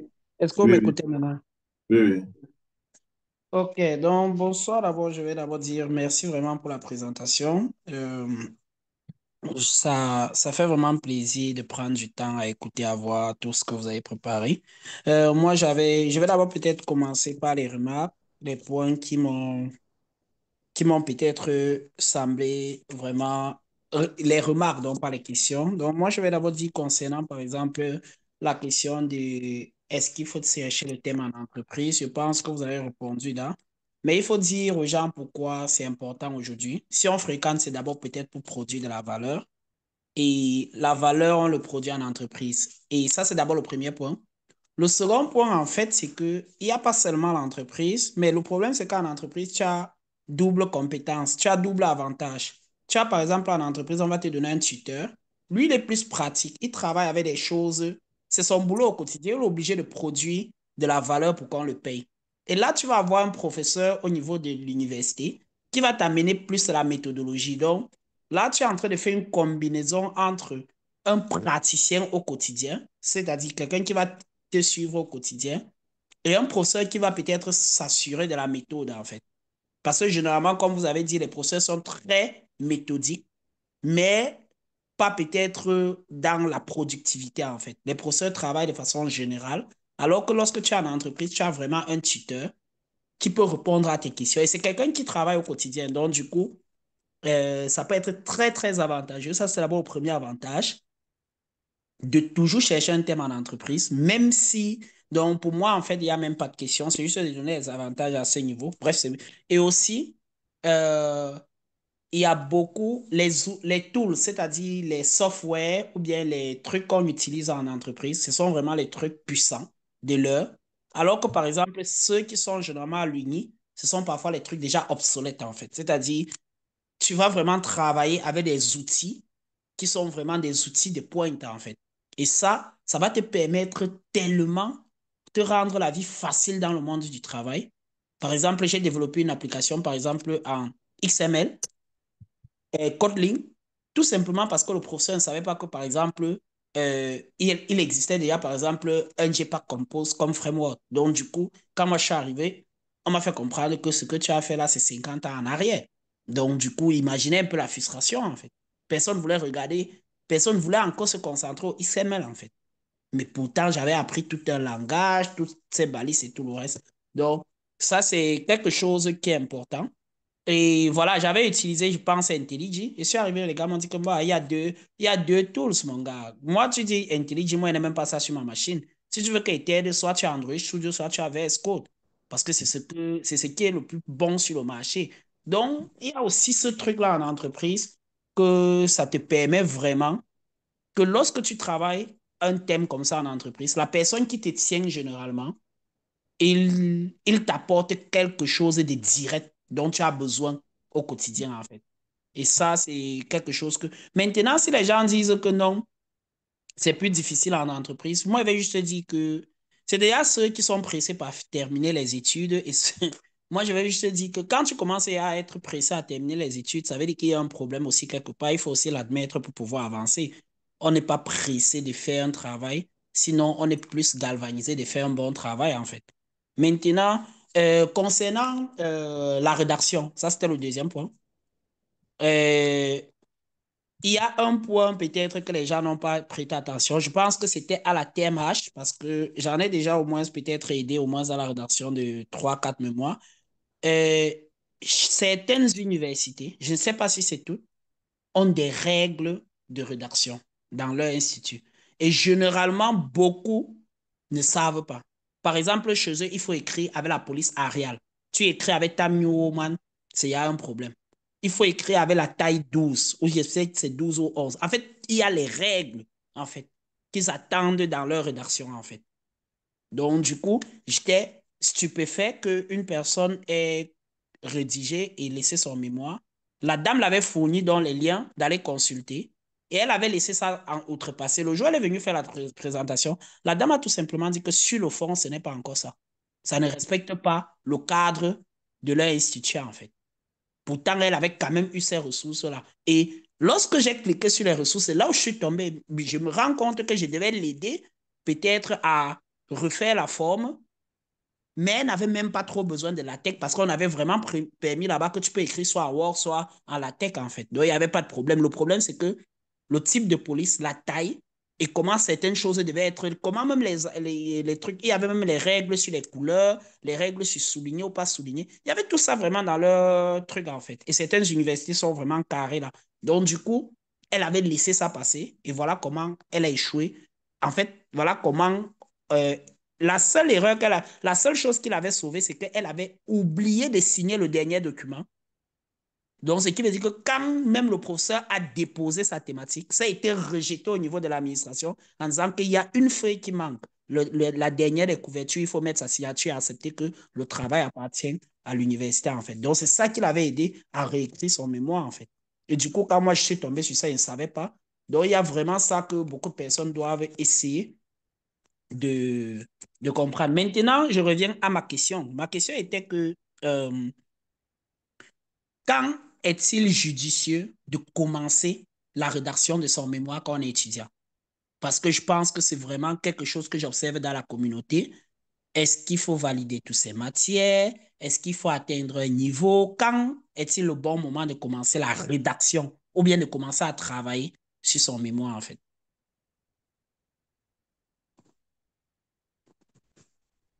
Vraiment, merci Idriss pour ton intervention. Je crois que ce point que tu viens de mentionner sur les règles de chaque université, c'est quelque chose que on a oublié parce que c'est quelque chose qui concerne, qui est spécifique à chaque université, mais c'est vraiment bien de l'avoir mentionné parce que souvent on s'oublie. Exactement dans ce qu'on avait parlé déjà une fois ici, mais je crois que c'était dans les talks du Prüfungsordnung. Chaque université a les lignes à suivre pour les Bachelorarbeit ou bien les Masterarbeit. C'est souvent pour les éminents, c'est le professeur généralement qui décide comment est-ce qu'il veut que ce soit structuré.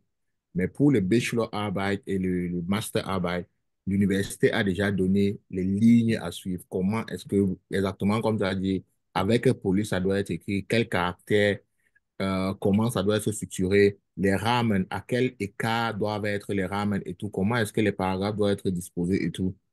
Et vraiment, pour ça, il faut se rapprocher du Prüfungsordnung pour savoir ça, ou bien vraiment de l'université, de chaque université pour savoir. Mais c'est très important. Avant de commencer à rédiger, il faut déjà se dire que bon, je respecte ça et ça.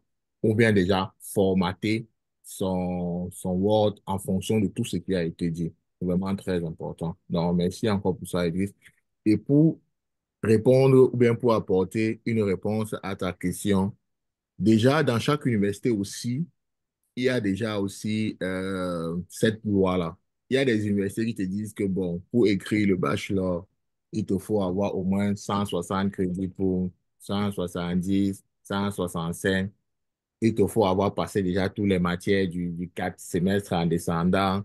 Bon, chaque université il a défini comment est-ce que tu peux, quand est-ce que tu peux admettre. Parce que généralement, le truc là, c'est pour admettre.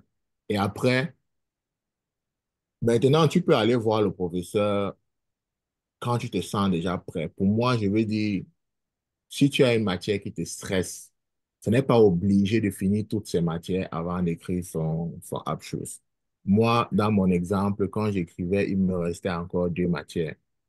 Or, je savais que, bon, ce sont des matières où ça ne me demande pas trop de temps et je peux facilement lire à côté et à côté, je peux travailler parce que, faut pas se mentir, déjà, les apps, pour nous, les informaticiens et tout, c'est quelque chose qui demande souvent beaucoup de temps et qui prend beaucoup de temps parce que généralement, il y a un produit, il y a un truc à développer avant d'écrire et ça prend énormément de temps. Et à côté, il y a le travail et il y a peut-être encore ton bec student que tu es en train de faire ou bien d'autres travaux à côté et tout, d'autres travaux à côté. Donc, déjà, il y a le premier point qui est ce que l'université permet. Et après, est-ce que tu as le temps pour?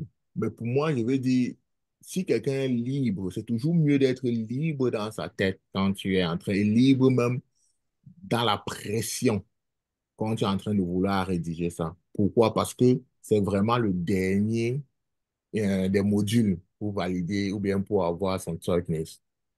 C'est déjà arrivé, je me rappelle, quelqu'un il a travaillé sur son bachelor Arbeit, ça entre vraiment dans les anecdotes. Et après, il s'est retrouvé, il avait un Drittversuch, il faisait en parallèle à ne pas valider son Drittversuch.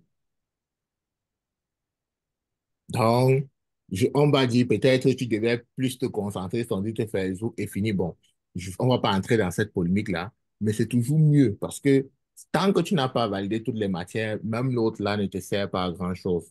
Donc, il faut savoir un peu ici peser. C'est très difficile à donner une réponse concrète Mais je crois que tout un chacun doit déjà se dire, est-ce que les matières là sont les matières où ça ne me demande pas énormément de stress? OK, et si ça ne me demande pas énormément de stress, en parallèle, je peux déjà me lancer pour gagner aussi en temps. Mais si ce sont des matières où tu es déjà, ça te demande déjà de stress, tu es déjà peut-être à ton dritte faisceau, moi, je te conseille de finir d'abord avec tes matières et à tête reposée.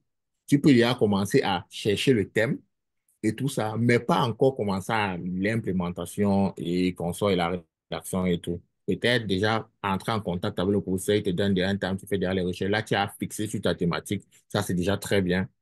Mais ne pas encore commencer la relation tant que tes deux te faits ou tes ceci sont encore en cours. Parce que pour moi, je vais me dire, c'est souvent un perte de temps et après, on s'en balle les pédales. Donc, moi, c'est la réponse que je peux apporter à ta question et tout. Je ne sais pas si Alain a autre chose. Ouais. Oh, oui, je suis tout à fait d'accord avec ce que tu as dit.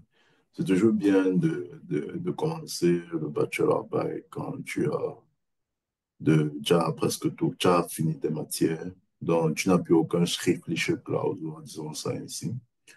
Maintenant, disons par exemple que tu as fini toutes tes matières et que tu as déjà rencontré le professeur, il t'a donné le thème. Dans la question, je crois que la question que Igris posait aussi, c'était de savoir quand est-ce qu'il faut commencer à écrire. Bon, moi, je vais donner mon expérience personnelle. Euh, le professeur, quand je l'ai rencontré pour la première fois, il m'a donné le thème.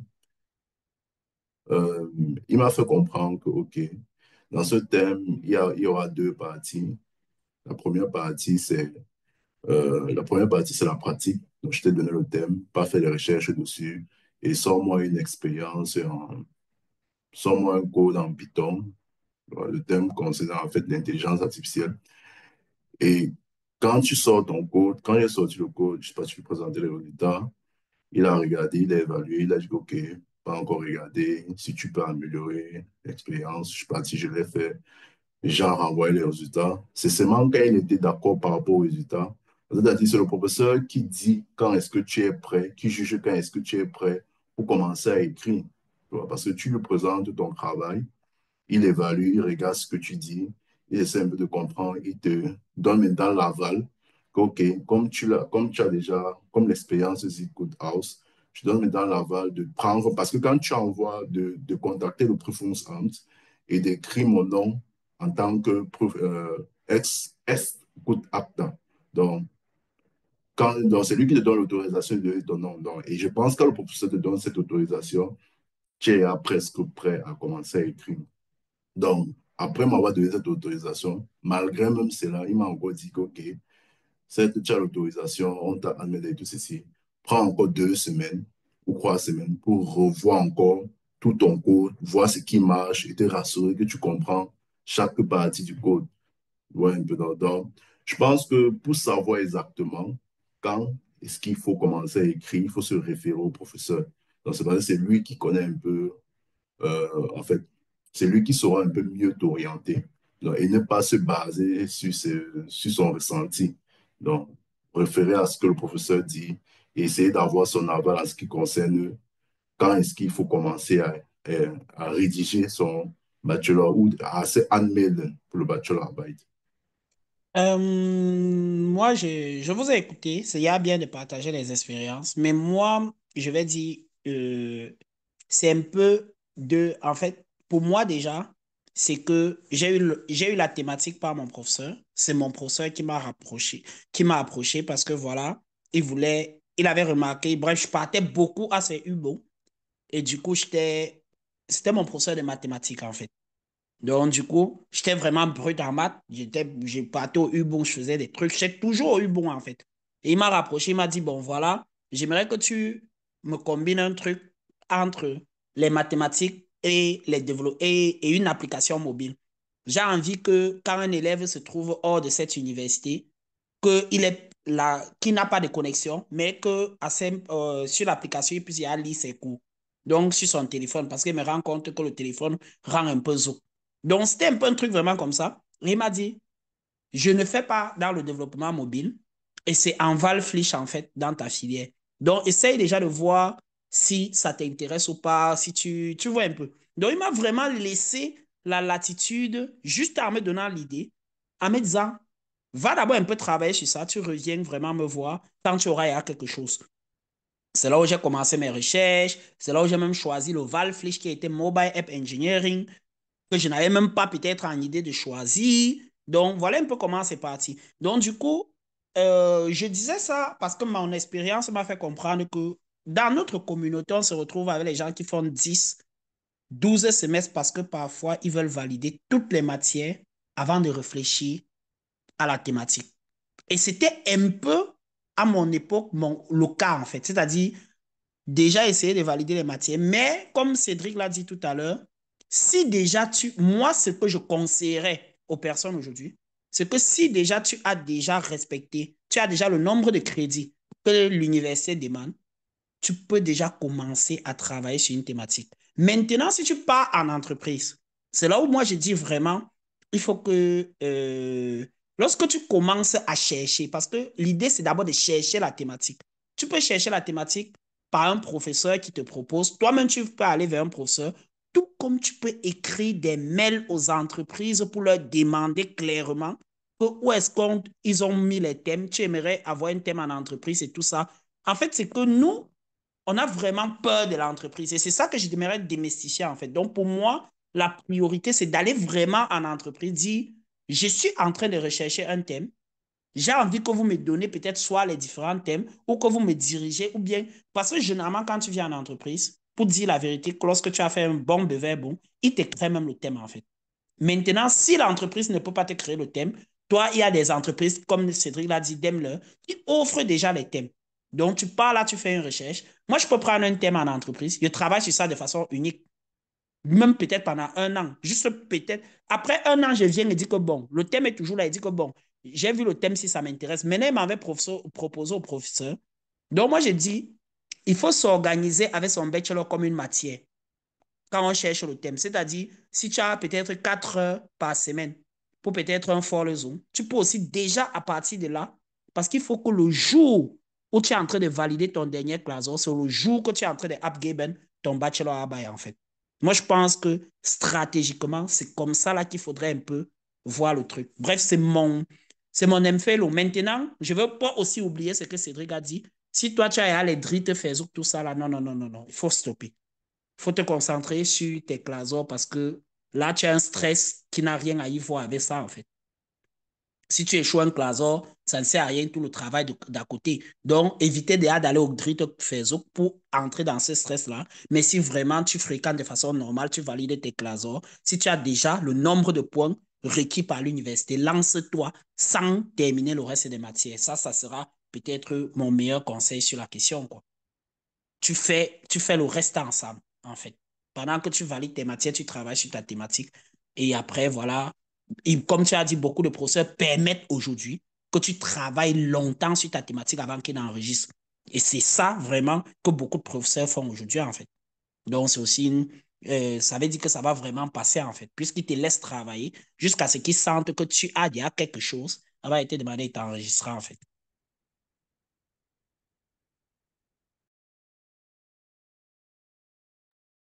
Bon, merci à Igris pour son partage d'expérience et son avis. Euh, Nous sommes déjà à 2 minutes de la fin. Donc, à 22h00, je vais arrêter l'enregistrement. J'avais encore une dernière remarque en fait. Je me suis rendu compte, et là, ça, c'est une remarque vraiment de présentation. Je me suis rendu compte que vous avez peut-être frustré beaucoup de Camerounais qui ne parlent pas allemand. Vous avez clairement fait vos documents en allemand dans votre présentation, alors que Codex a minimum 50% des membres qui ne connaissent même pas un mot en allemand. Et je pense que beaucoup nous faisons cette erreur-là. Juste à regarder dans le grand groupe Codex, vous pouvez voir le nombre de numéros camerounais. Donc, moi, je pense clairement que à ce niveau, vraiment, il faut éviter de frustrer les gens parce que lorsqu'on vient avec une présentation en allemand et on parle en français, ça, c'est vraiment, ça fait pas, ça dérange un peu le cerveau. Moi, par exemple, je n'ai aucun problème avec, mais moi, je m'imagine juste à la place de quelqu'un qui n'a pas appris la langue. Franchement, c'est pas vraiment trop digeste, quoi. Donc, il faut vraiment essayer de tout faire.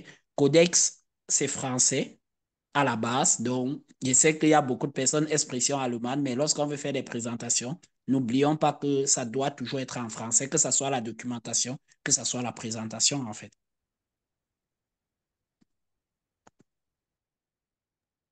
Oh, Ok. merci pour cette Merci remarque. pour l'intervention. Ça veut dire que il y a des gens qui sont du Cameroun ou bien d'autres pays dans Codex. Je ne sais Codex est pas. mondial. Du moment où Ah, tu ok. t'en... Codex se veut mondial et Codex